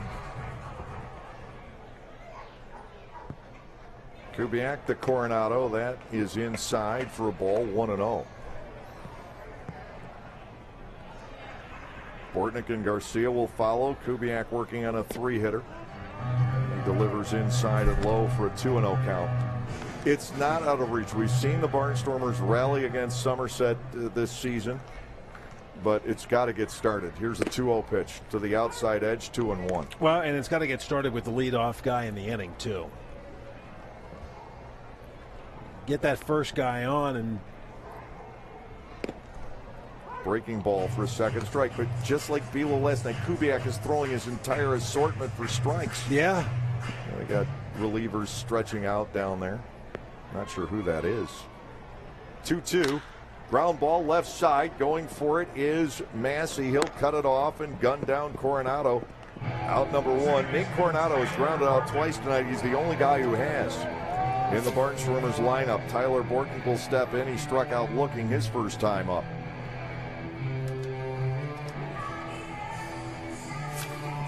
This is Kubiak just showing he is in complete control right now. Sugarland and Long Island are tied 3-all. They're in the bottom half of the 6th inning. Barnstormers need the Ducks to win. Popped up behind first. There is Dudley to make the catch. 2 up and 2 down for Carlos Garcia. Kubiak throwing strikes, pitching with the lead, and that's what you have to do. Where do you have him as far as a pitch count is concerned? 68. I was going to say, it seems like 40. He has gone to a 3-pitch count 2 times tonight. Excuse me, 3. Carlos Garcia steps in, a strikeout victim back in the 3rd inning. Kubiak to the plate. He is right there, strike 1. If you're the Patriots, you have got to love the way Bilo and Kubiak have taken charge of the games these last 2 nights, because it sets them up. They've got, of course, a pennant race of their own. They will take on Southern Maryland over the weekend.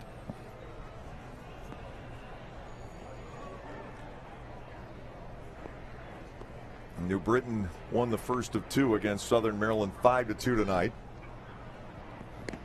Those 2 clubs pretty much out of the first half mix. But over the last couple of days, Southern Maryland has added a couple of Atlantic League veterans. Craig Maddox back to the league. He joins the Blue Crabs. And also Brett Marshall was released by Sugarland recently, one of their starting pitchers. 2-2 now to Carlos Garcia. Well, they're trying to get set up for the second half. Yeah. I was just about to say that. Certain teams now at this stage have to start looking post July 3rd.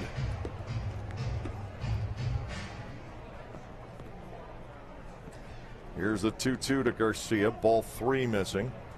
And Carlos has worked at the full. Darian Sanford due next. York leads the Road Warriors 2-1. That's in the top of the 7th. The Barnstormers need York to get hot. Sugarland is there over the weekend. 3-2 pitch, cut on and missed. Garcia strikes out. 5 punch outs for David Kubiak. Nothing going well for the Barnstormers right now. We're headed to the 6th. 7-1 Patriots.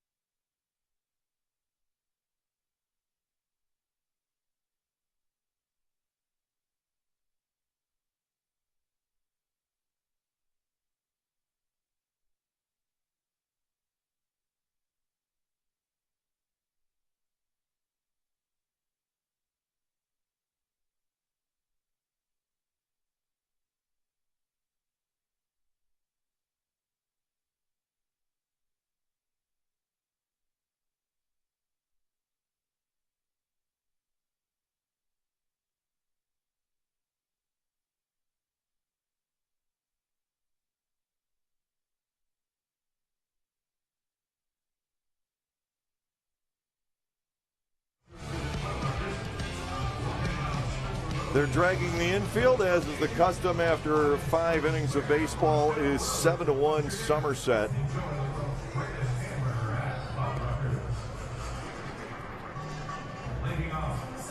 It looks choreographed, and to some extent it is. There's the Barnstormers bullpen core with the hoodies on in the rain. You look at Anderson De La Rosa, Huáscar Brazaban, John Anderson, last night's starting pitcher, Steve Johnson. Johnson victimized by the 1 big inning. Tonight, that hasn't been the case. 2 in the first, 2 in the 3rd, 1 in the 4th, 2 in the 5th.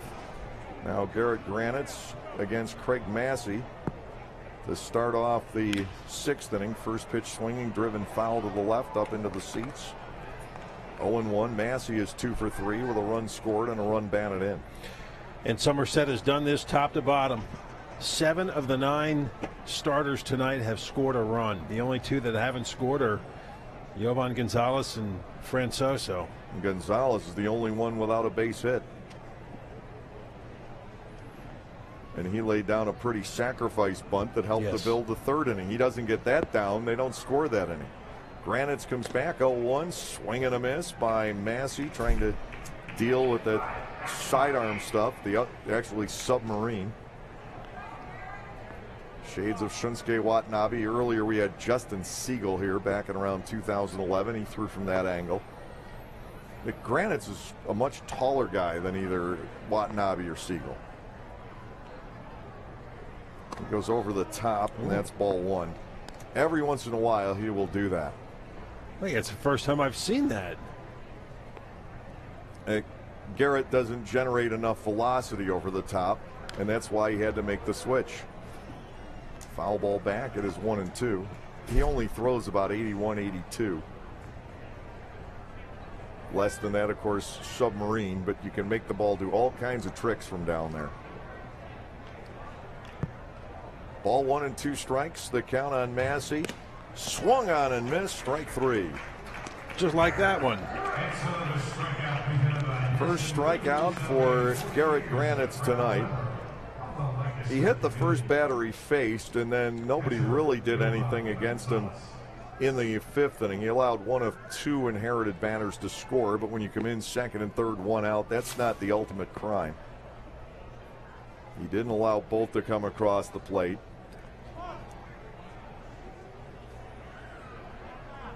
One out here. Yovan Gonzalez, the batter. He's 0 for 2 with a sacrifice. Grounded into a double play back in the 1st inning.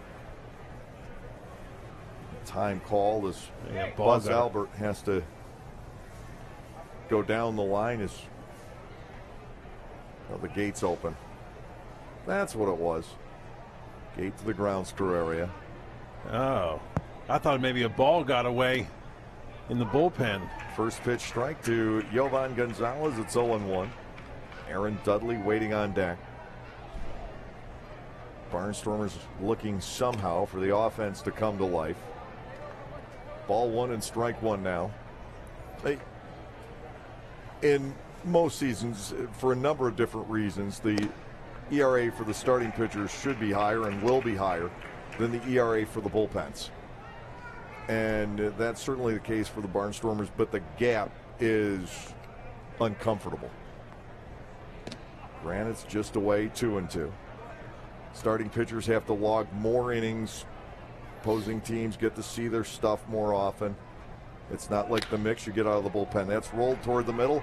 Backhanded play by Bortnick. He juggles, he recovers, and he throws him out. 2 outs in the inning. Well, rolled up up the backhand.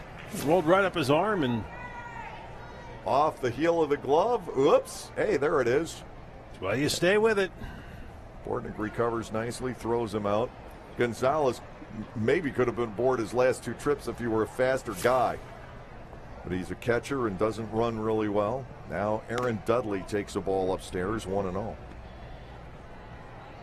Garrett Granites coming on, shutting things down. And as you say, the hitters are more tired. You get the relievers in later in the game. So there are a number of reasons that the starting ERA will be higher than the bullpen ERA. But with this Barnstormers team, the bullpen ERA is about 2.2, and the starters now are up around 4.5 and climbing. And as I said, last year 5.3 was the finishing number, and just not enough quality starts. 3-0 now to Dudley. Kyle Roller waits on deck. And it's a little bit disconcerting. Strike from Granites, 3-1. And it's not just one outing. It's they need to string a couple of them together. You've got to get on that roll, and all it takes is one. And that's why you have the closer, but you also have the stopper. And the stopper is that guy in the starting rotation. We had Dwayne Pollock here 2 nights ago. He was that guy for 2 years. If the starting pitchers were a little bit off their game, you could count on Dwayne every 5th game to come in and give you the quality start, and very often better than a quality start, and kind of stop that roll. Line drive into right center field for Roller. Hustling over is Sanford. He'll cut that off. On to third goes Dudley. Roller has his second hit of the ball game. This ballpark has cured him. 15 base hits for the Patriots. Runners are at first and third. And Francoso will come to the plate. He is 0 for 2 with a double. The only extra base hit tonight for the Somerset Patriots. That came last inning. Granites gets the first 2 outs here. And all of a sudden, you can't say the floodgates have opened again, but definitely a faucet is open as you get a look at the pretty skies here at Clipper Magazine Stadium. I don't know what it is about the orientation of this ballpark. Of course, we have to deal with the sun very often, but we also get the best vistas of sunsets in this place. So that's the upside. Ball 1, strike 1 on Francoso. And tonight we have the benefit of the best of both worlds. We didn't have to deal with the glaring sun, but now that it's low on the horizon, the skies break, and we get the gorgeous sunset. 1 and 2. That's the perfect night at this ballpark. It is. Without the rain. I mean, if we have a little overcast and then... Well, for us it is. Yeah. And then about the 5th inning, break it up, and then... 1-2 pitch just dances outside. Francoso bats 2 and 2.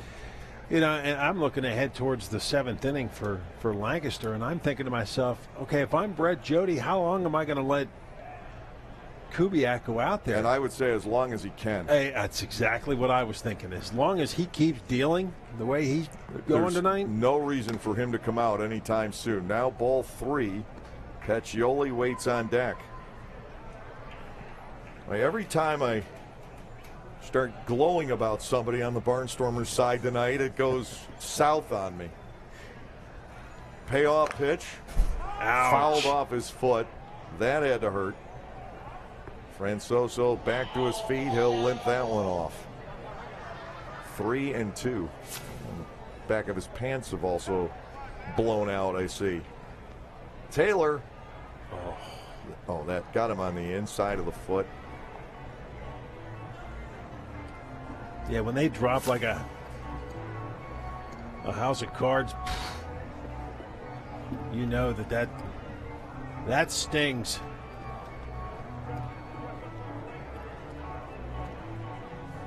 Three balls, 2 strikes, 2 outs. Runners at the corners. Roller gets to move on along here. Granites trying to get the Barnstormers through this 6th inning. Long Island comes in for 4 starting tomorrow. There's ball 4. It'll load the bases. Pacioli will face Granites for a second time. And now we mentioned 16 out of 27 on base. It's now 20 out of 35 batters that have reached base tonight for the Patriots. It has just been slow. It has been painful. Barnstormers pitching just not able to get out. So we have seen this over the years. Somerset has beaten the Barnstormers time in and time out with efforts just like this. A ball inside and low on Pacioli. It is 1-0, and I still think the best way to contend with this lineup is to throw hard. And you saw guys like Schumann the other night. Yeah. Yeah, he overpowered him. I think those types of pitchers can do very well, but you try and these guys handle off-speed stuff really well. Second strike to Pacioli. 1 and 2 from Granites.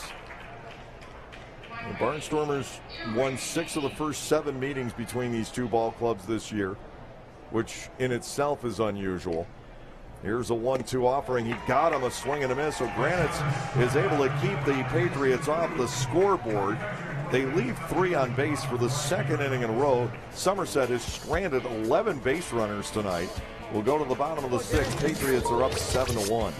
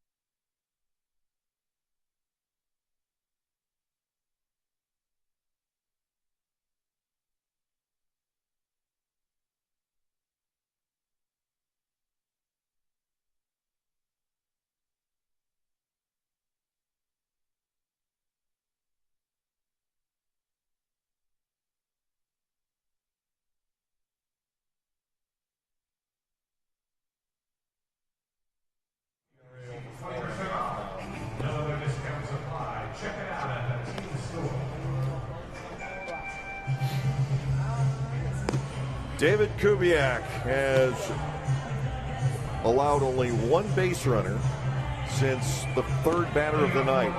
And in case that sounds familiar, through 5 innings last night, exactly the same thing could have been said of Dwayne Below. The first 3 batters for the Barnstormers had success last night. Same true tonight. And then the outs started coming. And 14 of the last 15 have been retired by David Kubiak.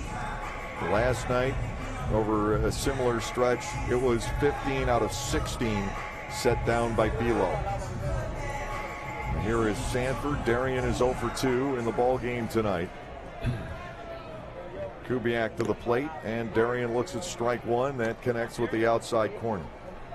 That is getting the best of your starting pitchers 2 nights in a row. Kubiak has just taken this game over and run with it. 1-1. The Barnstormers have to hope that either he falters or they catch a reliever on an off night. Swing and a miss by Sanford. It is 1-2. The Barnstormers have just not been able to catch up to Kubiak. He has struck out 5. 6. Sanford down swinging.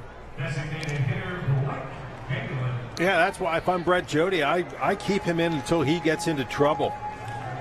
And, you know, Dwayne Below's got some time in the major leagues, but we talked about Kubiak. He's just a veteran independent league pitcher. He's had a couple of tastes of affiliated ball, but not really. But in this league, he works. He's very good. Now to Blake Galen. High for a ball, 1-0. Galen has doubled and flied to right. 1 for 2 of the runs scored. He has the longest Barnstormers hitting streak this year at 10 ball games. It's going to be tough. He's going to have a homer here to extend his RBI streak to 11. He already has the franchise record at 10. A strike taken on the outer part of the plate. We go to 2-1.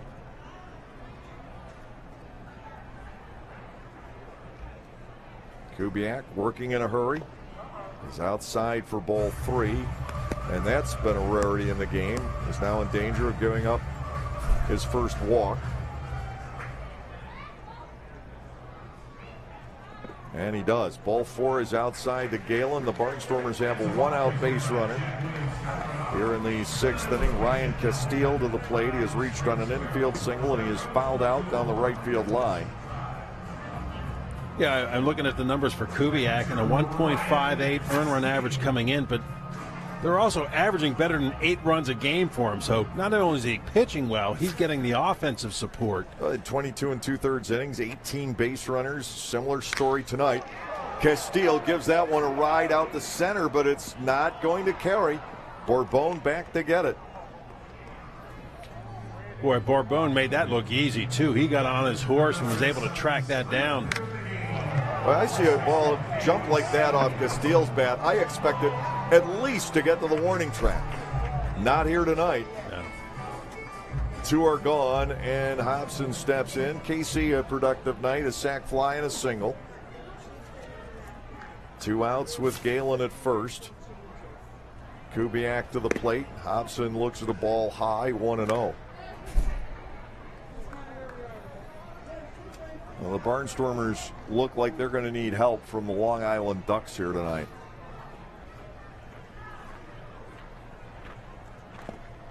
This race has gotten a lot tighter than the Barnstormers had hoped it would, and it's because the Barnstormers haven't been able to protect their own yard.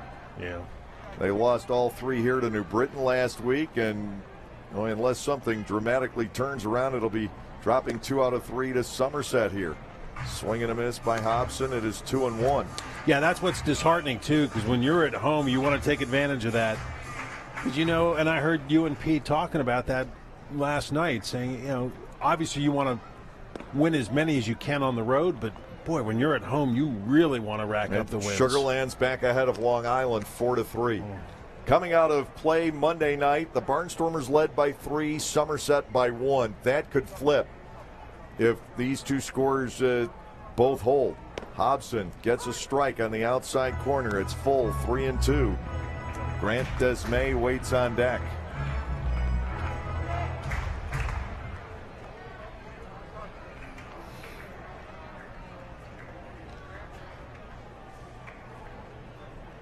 Galen can go. Payoff pitch. Hobson with a looper out to shallow left center field. Back on it goes Rodriguez to make the catch. The 1-out walk leads to nothing. Galen unable to advance beyond first base. And at the end of 6, still 7-1 Somerset.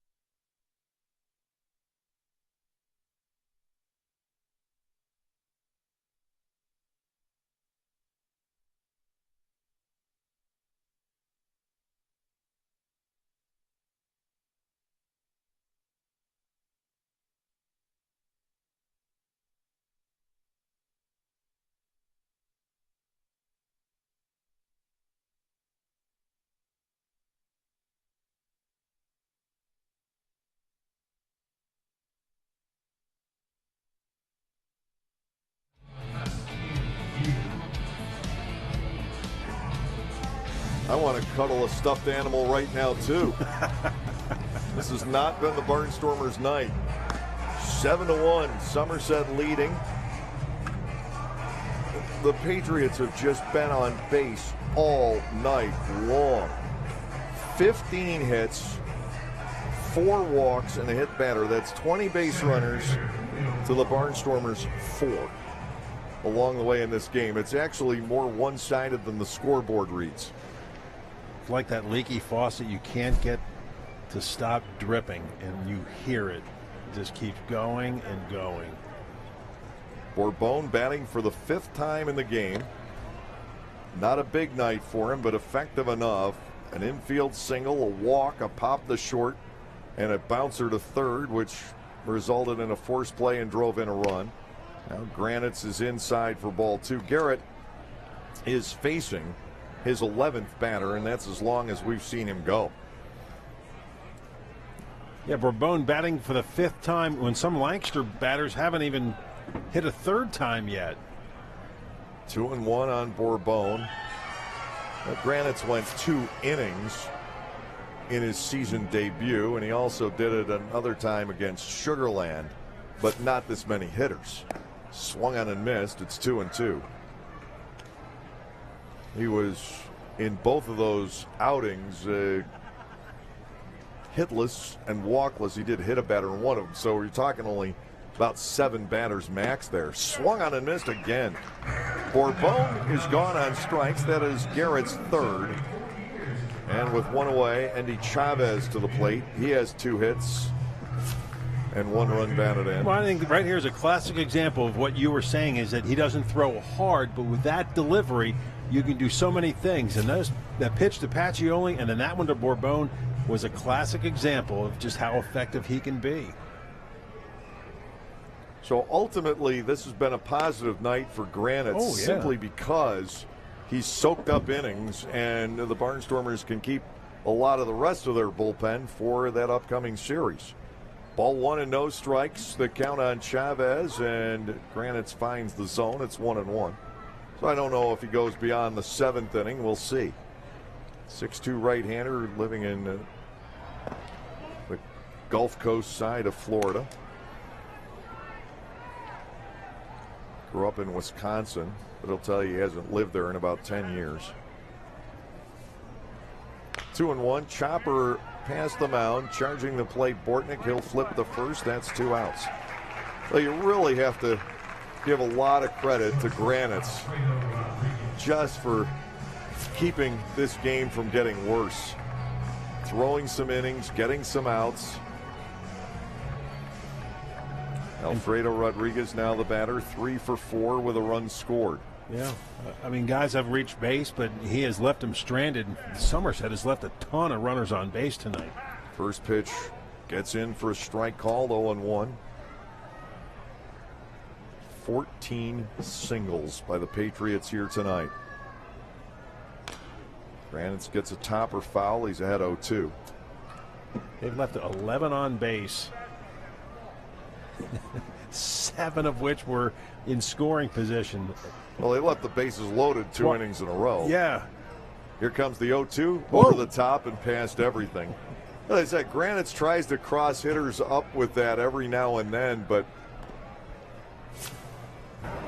you got to throw it somewhere near the strike zone. And he hasn't been able to do that the 2 times tonight. And once again, we can. It'd be very effective, by the way, if he could throw that for a strike or even somewhere near the zone. You're just not looking for it at all. 2-2.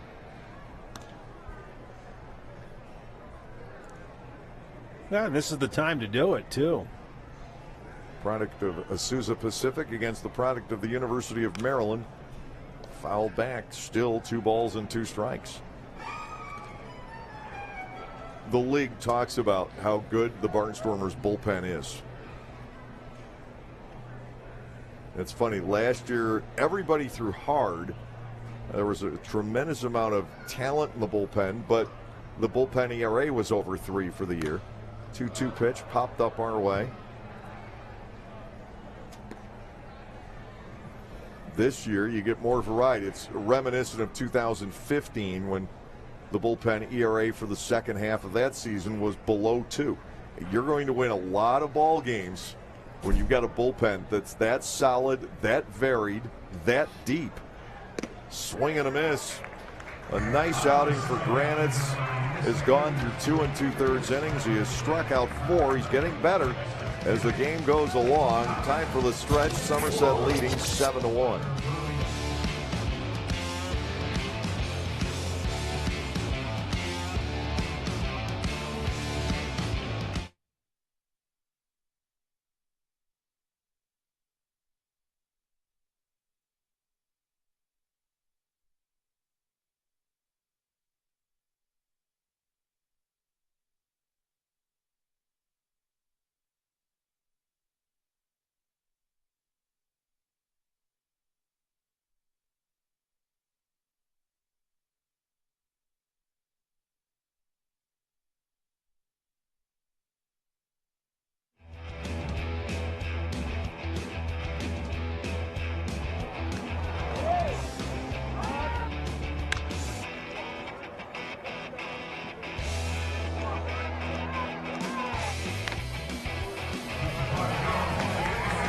Barnstormers were close in the first inning only, but the bleeding has just kept on coming as Somerset attacked the Barnstormers tonight with single after single after single after single.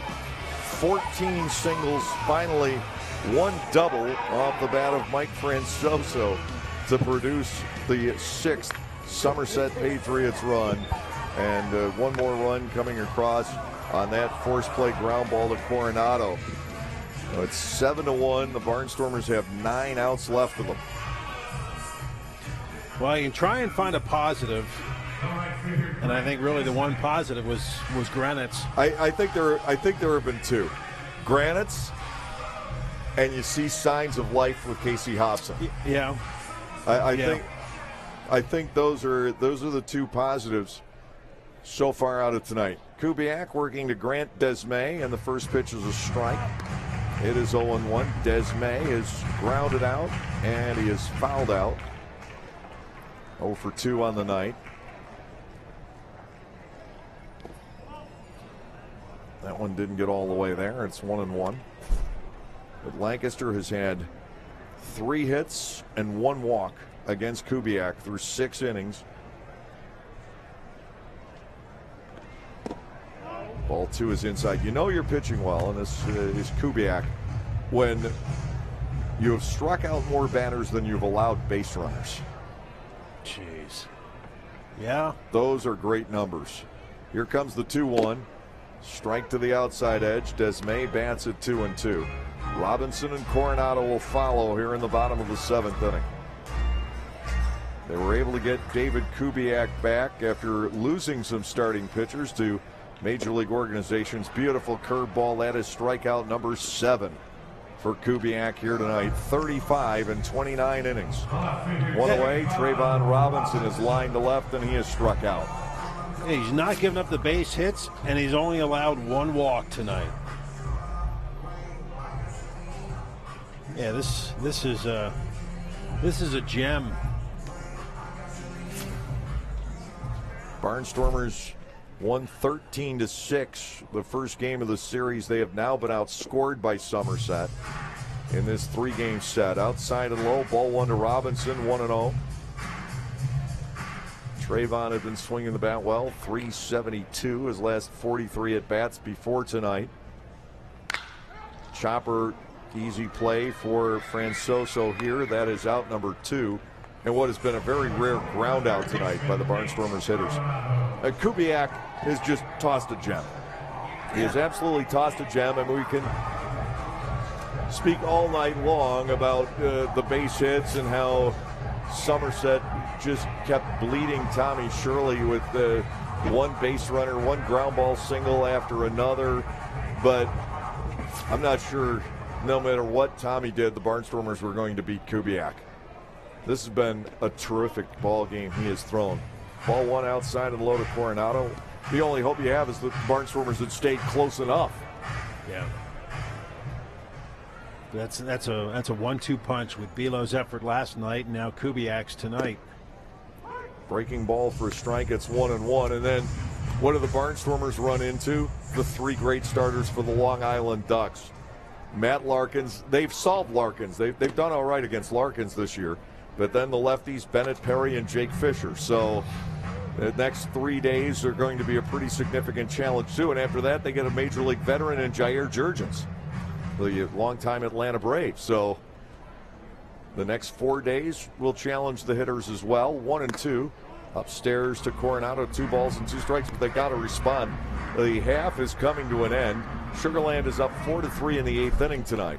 And you said Sugarland's in York this weekend? Sugarland is in York. Here's a 2-2 pitch. Coronado drives a foul out of play to the right. Well, I've got Kubiak now for over 100 pitches, and this will probably be the end of the road for him this evening. But what a terrific outing. Yep, I have the same count that the official book has, 101. Into the dirt, 3-2 to Coronado. Galen has a walk earlier. Barnstormers scored a run in the first inning, a double by Galen, an infield single for Castile, and a sacrifice fly for Hobson. Here's a 3-2 breaking ball, and Kubiak misses with that. Coronado becomes a 2-out base runner here in the 7th inning. Well, you know, he's pitched so well, I haven't even looked down to see if anybody was throwing in the Somerset bullpen. And there is no one. Tyler Bortnick to the plate. He is struck out and popped out. Lancaster managed only 5 hits last night, just 3 tonight. We're talking the top hitting ball club in the Atlantic League, and that's still the case. Somerset just 2 great starts in a row. Foul ball to the screen. It is 0-1. That just goes to show you what good pitching can do. It can shut down any offense.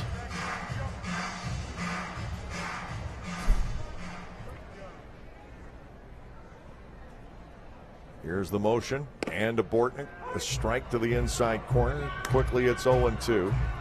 Carlos Garcia, the shortstop, due next.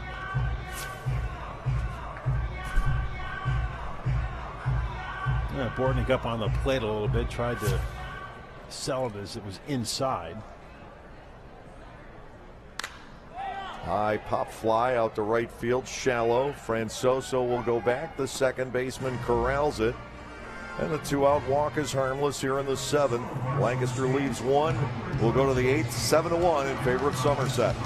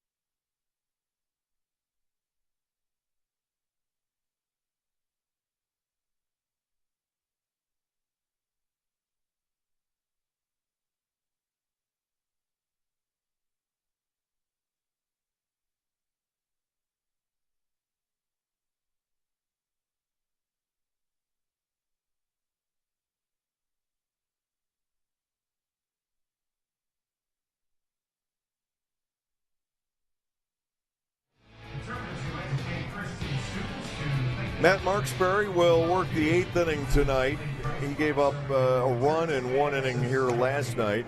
Barnstormers getting him back out there. There's, I think, a great chance that Marksberry at some point this year is going to dominate. But he's got to be able to come in and throw strikes. That's been the problem for him, is that first guy is always on base. He'll be facing Massey, Gonzalez, and Dudley in the top of the 8th. 7-1 the score. Marksberry, a guy who has been to the major leagues a couple of different times with the Atlanta Braves. And he's had some scary incidents through the last 2 or 3 years. Talked about one last night where he was just fell ill and was in the middle of a medical procedure, and everything went south, and spent a couple of days in a coma. Breaking ball for a strike. It is 0-1.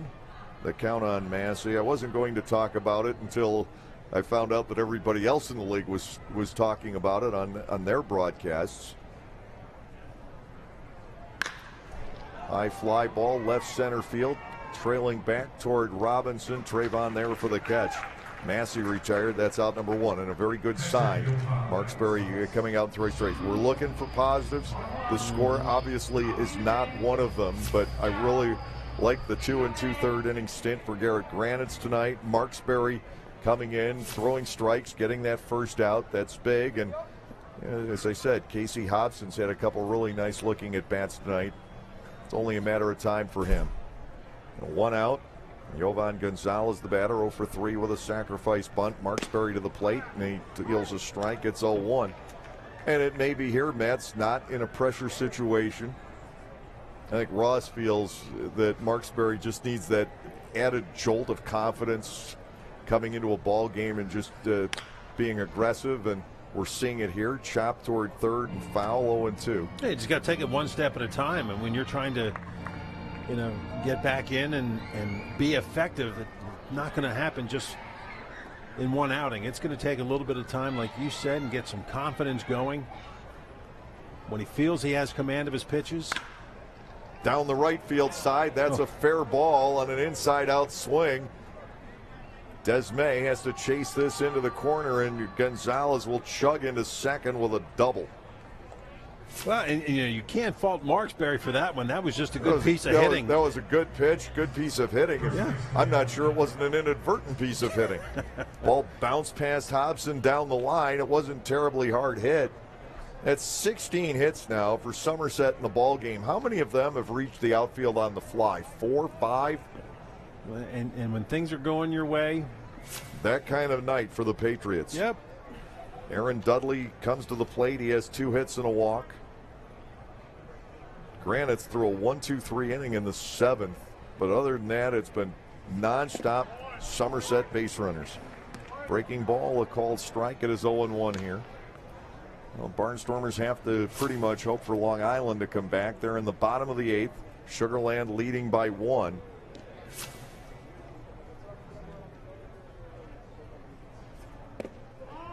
Check swing and a ball low. 1-1 the count to Dudley. Kyle Roller is on deck. There's going to be talk of his home run last night for a while. He's not the first Patriot to hit that light standard up there. Ryan Redmanovich did it many years ago. Fouled away. I can't remember a Barnstormer ever doing it. Not that we haven't hit long home runs to right field over the years. When you've had the Jeremy Todds and the Reggie Taylors and the Casey Hobsons, you're going to hit some boomers, but I don't think anybody's ever hit the lights. Taylor and Todd were actually better. There's a ground ball to second base. Easy play for Bortnick, and the second out of the 8th inning. Todd and Taylor were both better known for clearing the back ad wall in right center with their long home runs. The same was true of Josh Bell. When we talk about some of the really powerful left-handed hitters here, Galen doesn't hit tape measure home runs. He just hits a lot of home runs. But that light standard, I mean, that has to be 50 to 60 feet. I was estimating about 60 up in the air. A ball to Roller, 1-0, 2 outs, man at third base. If there's no light standard there, just how far does that ball travel? It's a home run that would have been one that would have gotten a lot of oohs and ahs and extra points or whatever, extra pitches, however they do it, the Major League All-Star Game home run derby. It probably would have, it would have been an upper deck shot in a Major League Stadium. It probably would have gone 450, 470, 480. Fouled away here. Marksberry has them 1-2. Really happy for Matt Marksberry in this 8th inning. If he can finish it off here and get Roller, I think this is a confidence builder for Matt.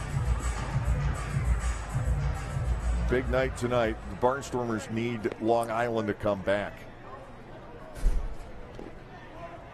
To the dirt. 2 balls and 2 strikes.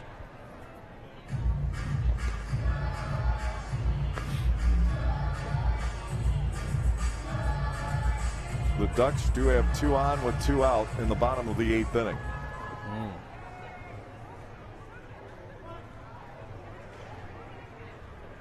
Down by a run. To Roller. Dribbled foul. He hangs tough against Marksberry. Yeah, a duck rally would be a huge sigh of relief. The way things have gone here tonight for the Barnstormers.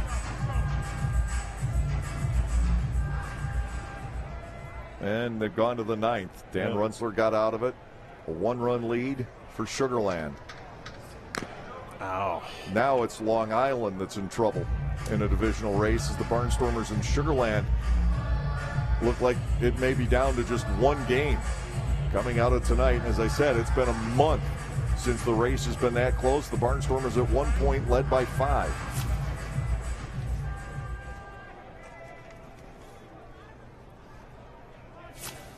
Lancaster had a 5-game lead after the 2nd win against the Road Warriors. There's strike 3 called. Marksberry puts away Roller. Well, there's another silver lining to this game. Nice effort from Matt Marksberry here in the top of the 8th. We're going to the bottom of the inning, 7-1 in favor of Somerset.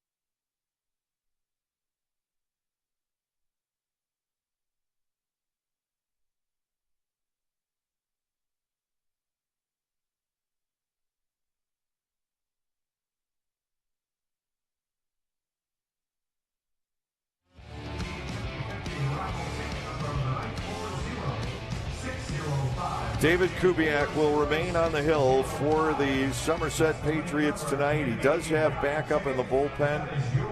Garcia, Sanford, and Galen, the scheduled hitters for the Barnstormers. Kubiak is 106 pitches into his effort here tonight. He is not allowed a man past first base since the 1st inning. Wow. Since then, 1 single, 2 walks, and not one of those guys has budged. First pitch to Carlos Garcia, looped into left field. Carlos with a base hit. That's 4 for the Barnstormers, so they won't set a season low. And Somerset knows that the Barnstormers are not entirely out of this game. As grim as it has looked tonight, as one-sided as this game has been, not just in terms of the 7-1 score, but the base runners, everything else. Somerset constantly threatening and the Barnstormers not being able to get a guy on. But Somerset has seen the Barnstormers come back on them before this year. So they know, and they're going to take precautions. Darian Sanford, the batter, he's 0 for 3. Pops a bunt up back into the screen. It is no balls and a strike. Lancaster was down 5-0 here against Somerset. Second game of a doubleheader back on May 31, and scored 6 runs over the last 2 innings. So it's possible. Nobody out, runner at first. Sanford drags a bunt foul up the first base side. Kubiak has him 0-2. Galen's on deck. Then you get the Castile. There is a left-hander warming up down in the Somerset Patriots bullpen. Well, and again, that's the beauty of baseball. There's no time clock. Even though you're down 6 runs, they still have to get 27 outs. It is high for a ball. Sanford digging in at 1-2. Sugarland's threatening in the 9th inning. Long Island's gone to K-Rod. There goes Garcia, swing and a miss. Sanford is gone on strikes. I think that will just be defensive indifference. Man into scoring position, Blake Galen, the hitter. And this is where they're going to lift Kubiak. Sanford couldn't match up with Kubiak at all. Struck out 3 times. That's not like Darian. Brett Jody will give David Kubiak a nice pat on the back as he departs. 7 1/3 innings, 111 pitches tonight. We're going to have the pitching change. A lefty coming in, and while he does, let's pause for these messages.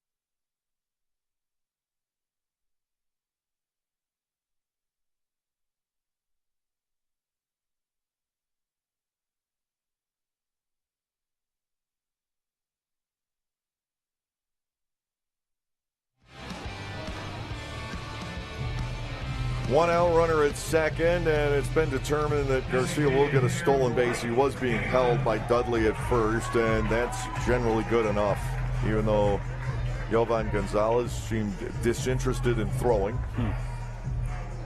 Blake Galen to the plate against 6'5" lefty Chase Hutchinson. Now, if Galen can get a base hit here, he could drive in Garcia, keep the streak alive. It would be a remarkable 11-game streak with an RBI. 1 for 2 for Galen tonight. He didn't have that many problems against Kubiak. He had a double inside the bag at third, drew a walk. The other time up, he flied out to medium deep right field.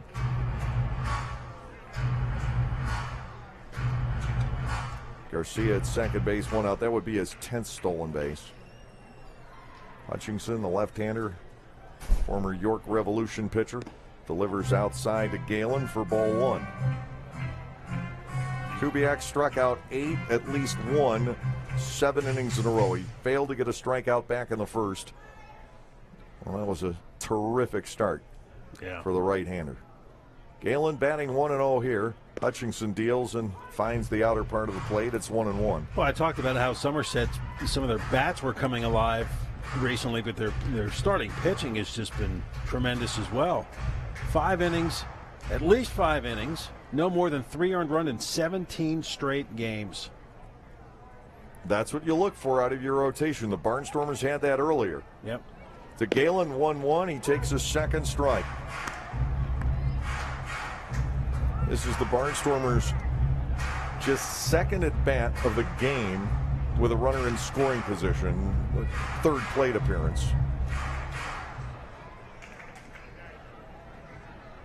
Garcia at second, 1 out. Galen bats 1-2 here. Hutchinson ready to go. Blake stays with it, fouls it back. How many did Bilo walk last night? He walked 1 and struck out 4. Yeah. And see, that's the other thing, too. The Somerset pitching is just not giving the free pass. The Patriots, it's almost like they have a formula how to build a starting rotation. And one of the reasons they've won so many championships, they've had great position players, but their starting staff generally year in and year out is stellar. And they can't come up with the Kubiaks. There's a swing and a miss by Galen. He had much better success against Hutchinson the other night, a critical 2-run single. Now this inning's up to Castillo. It's hard to make Blake Galen look like that. Yeah, that was you just don't see it. He was just hoping to get a piece of it to stay alive. They're going to the bottom of the 9th now. A 1-run lead for Sugar Land. I'm sure Felipe Polino, the league's top closer, will be coming in. Bouncing ball off the glove of Hutchinson and off the bare hand of Francoso. Castillo aboard, and Hobson will step in. We're going to get an infield base hit, the second of the night for Castillo. And Ryan Castillo is a catcher. I mean, he's not a slug. We're not talking Matt Leakroyd here, but he's also known far more for power than he is for speed. 2 infield base hits in 1 game for your catcher. Wow. So here is Hobson. Not exactly an enviable matchup for KC facing Hutchinson here. But he'd like to be able to contribute something. The Barnstormers with runners at first and third, 2 outs. And you never know. Hutchinson will come to the plate, outside and low. Ball 1, no strikes. But with the fact that KC getting some better swings here recently, gets another good swing here, comes up with a base hit. Another thing to build on. Hopefully he can really catch fire this weekend.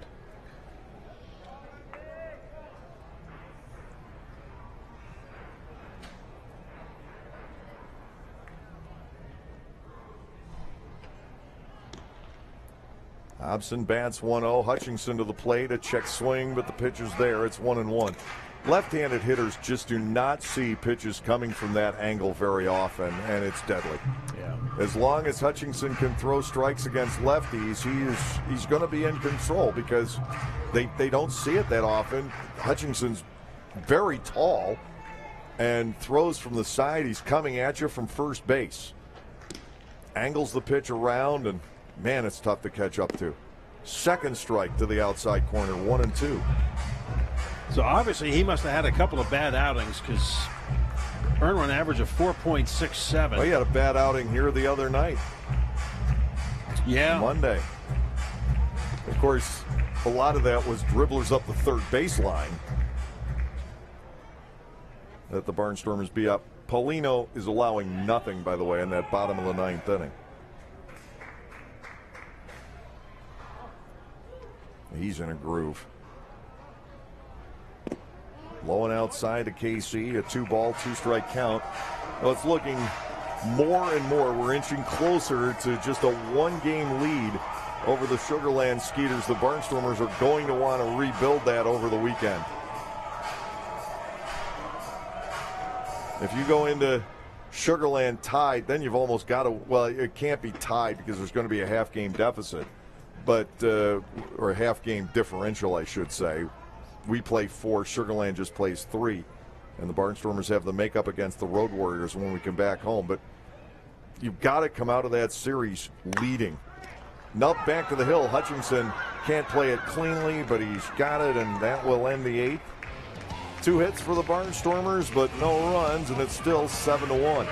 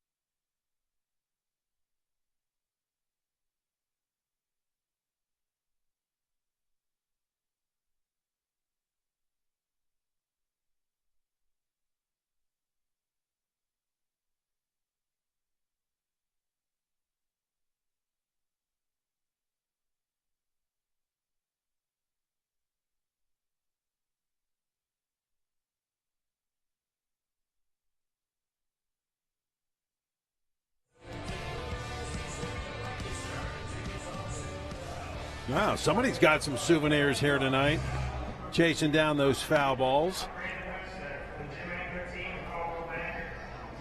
Boy, that is one top-heavy line score.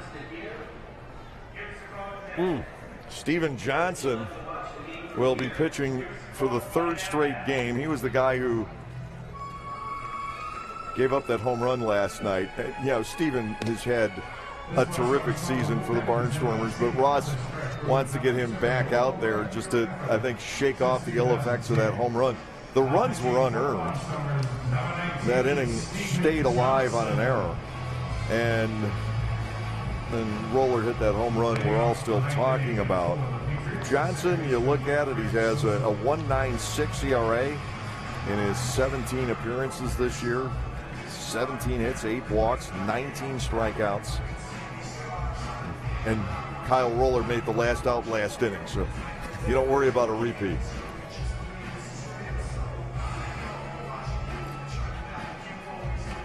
Mike Francoso will lead off here in the ninth. He has singled and walked tonight. 21 base runners for the Long Island Ducks.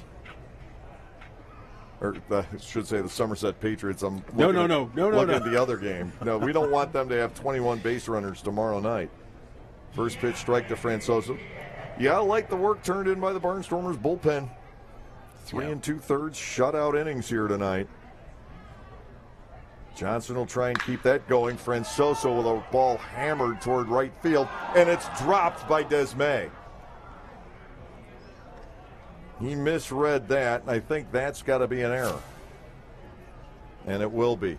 Desmay was there and actually overran it and then fumbled it. The leadoff man is on. It was hit very hard by Francoso, but Grant Desmay dropping the ball out in right field.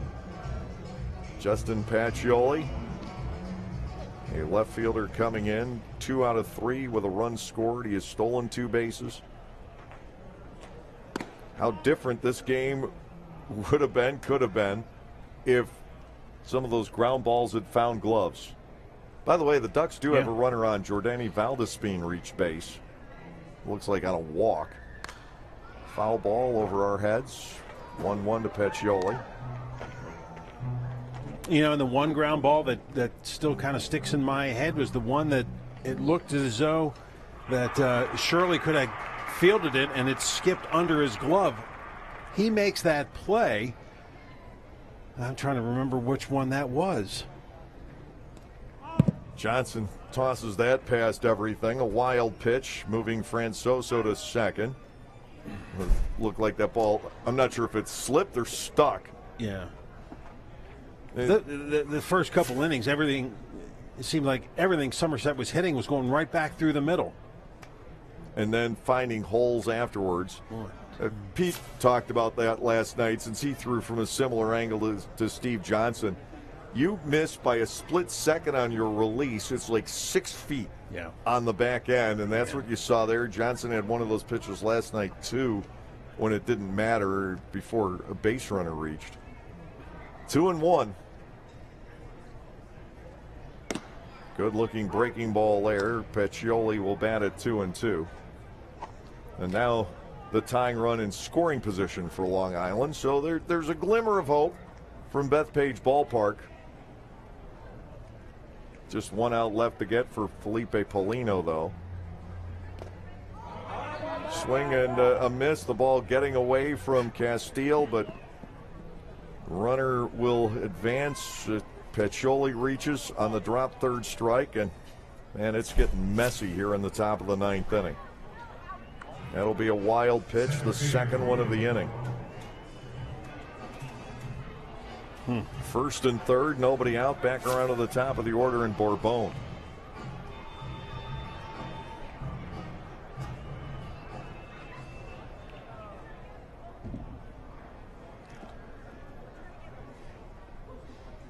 Well, not the type of inning Johnson was hoping to have here tonight. You got a dropped liner in right field, 2 wild pitches.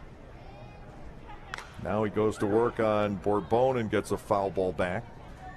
Barnstormers pitchers have struck out 9 tonight. 14 in the first game of the series. 6th at bat of the game for Bourbon. There have been Patriots all over the bases in this game. It's now 23 different base runners to the plate, and a grounder foul over toward Chavez. But it wasn't like you said since the beginning of the game. It's just they haven't been big hits. It's just single after single. Boy, you bunch them together and good things happen. Francoso at third, Pacioli the runner at first.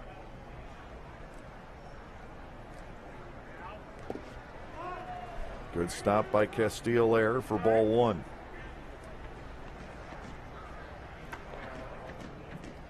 Johnson has that whipping arm movement from, I don't even want to call it 3/4. I like to call it about 5/8. Let's see if we can get a It can be really on that. tough to pick up. I think he throws from about 10 o'clock.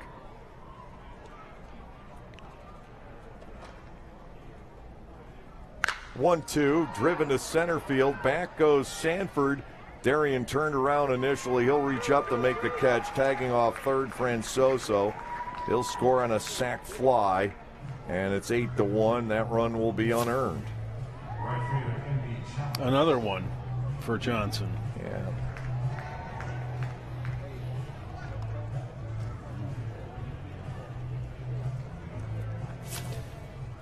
But yeah, the bullpen, not counting what's happened here in the ninth inning, though, is pitched pretty well tonight.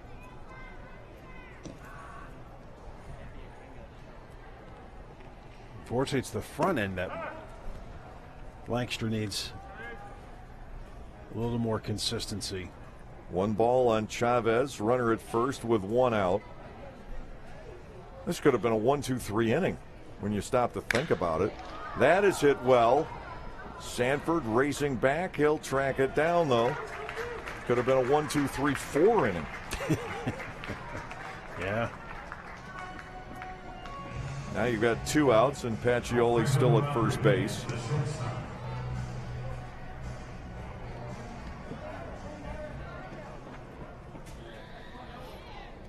Alfredo Rodriguez coming in. 3 out of 5 for him. By the way, now it's first and second for the Ducks with 2 outs.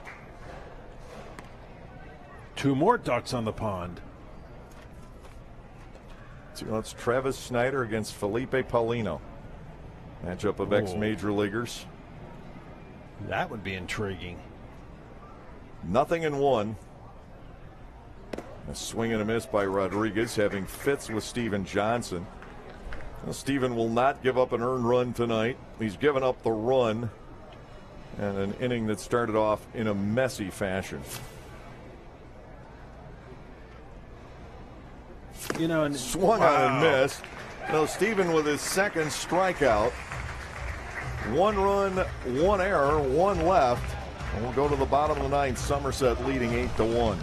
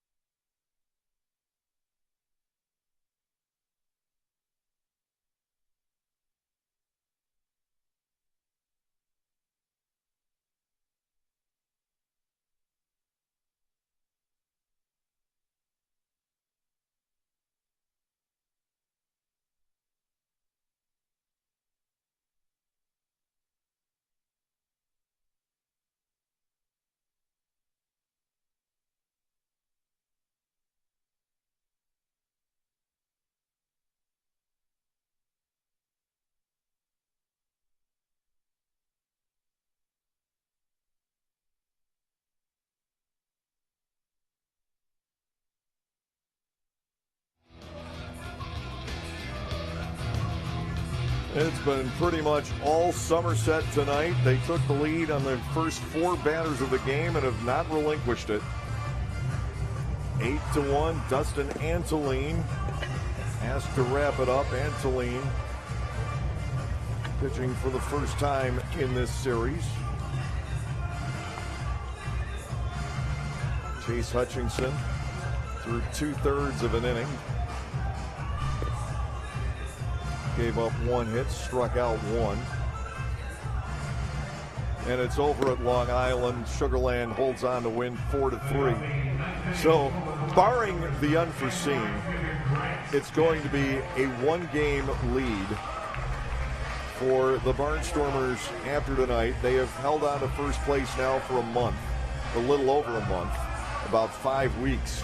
But they need to hold on to it for 2 more. And talked about what happened both halves last year. The Barnstormers, for the middle half of each half, had the lead and got that lead to 3-4 games, this time around 5. And now the Barnstormers have run into this tough stretch of the schedule. Tonight will be a 6th loss out of 9, again, barring a miracle here. First pitch to Desmay is a strike. It is 0-1. The Barnstormers would have lost 5 out of their last 6 at home. And down this stretch in a pennant race, that's what really hurts. 0-1, and to Desmay, a check swing and a second strike. It's 0-2. Yeah, in both series, I mean, let's face it, New Britain was swinging the lumber. Yeah, and then these last 2 ball games, it's been Somerset's pitching, and they're hitting tonight. But the Barnstormers have now given up 45 runs in their last 6 home games. That's a concern. 0-2. Desmay swings and belts it out the center field. Ball's not traveling at all tonight. Bourbon back to make the catch. That's 1 out. Here in the bottom half of the 9th inning, Trayvon Robinson will step in. When you talk about a team, you talked about Lancaster and how they've been holding on to first place, but Somerset's been doing the same thing, not only this year, but they did it last year, too. From the beginning of the season through, pretty much 72 straight days. Pretty much start to finish. They get out of the gate well every year, the Patriots. 1 out, nobody on base here. And to Trayvon Robinson, a swing and a miss.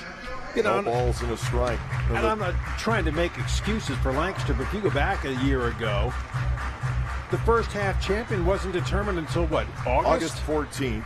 Yeah, and they lost how many players to Major League affiliates? That was last year is still a sore subject in a lot of ways.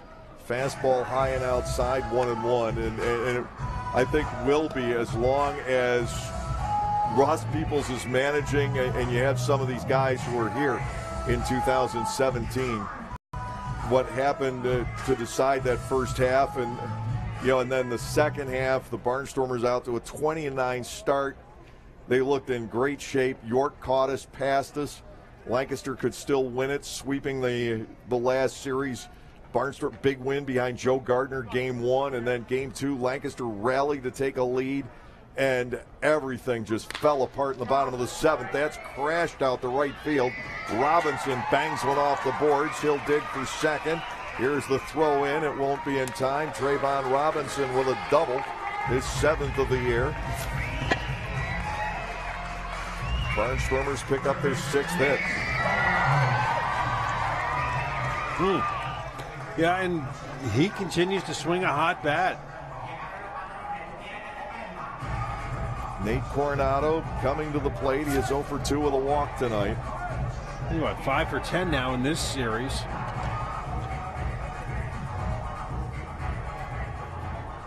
Well, the Barnstormers really somehow need to turn it back around, and it's going to have to take a great effort from a starting pitcher. If we get 1, we might get 6 in a row. But there's got to be, I think, that 1. And it hasn't happened in a while. Brooks Hall, again, nice start for him against Long Island on Sunday. And it seems like the early I innings, take too. that back. Not Sunday, Friday. Hall made that terrific start. Swing and a miss. A ball and a strike to Coronado. I think that's where it's going to have to come. Could be Gardner tomorrow night. Could be Albaladejo here on Saturday. But I think there has to be one. Or it's Hall tomorrow, rather. And then Gardner and Albaladejo and then Reed to wrap up the series.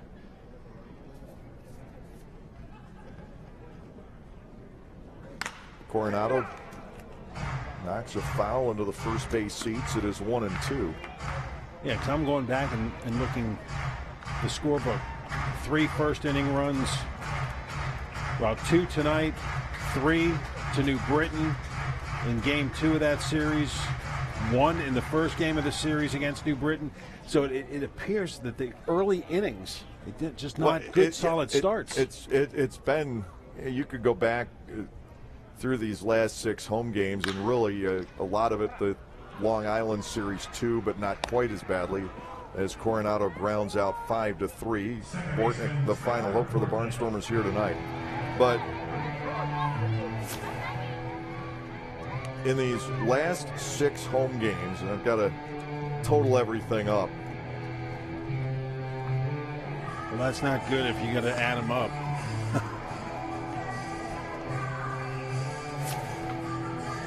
Need a dominating performance. Yeah. 29 earned runs in 28 1/3 innings for the starters the last 6 games here at home. So that's, the Barnstormers haven't done much offensively the last 2 nights, admittedly. But that, I think, this offense is going to produce runs. There's just no question in my mind about that. But we've got to get a great starting effort somewhere along the way, or this half could get away. 1 strike on Bortnick here, 2 outs, Robinson at second. When you're not getting good, it just drains a ball club.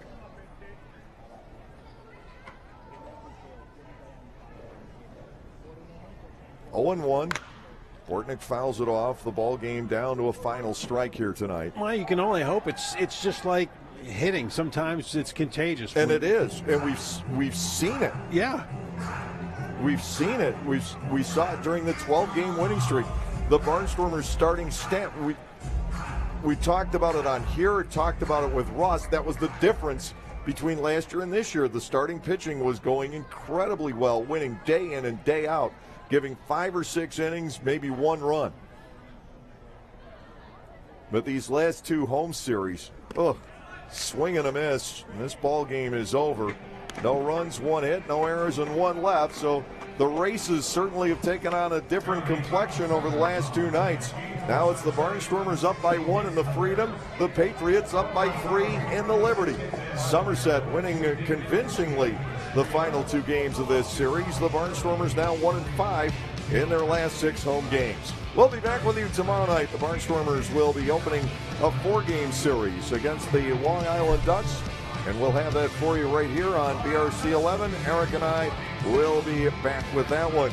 Well, until then, for all the cast and crew here at Clipper Magazine Stadium, for the guys in the truck and on the cameras at BRC 11, for Eric May, I'm Dave Collins. Have a great evening, everyone, and we'll see you at the ballpark.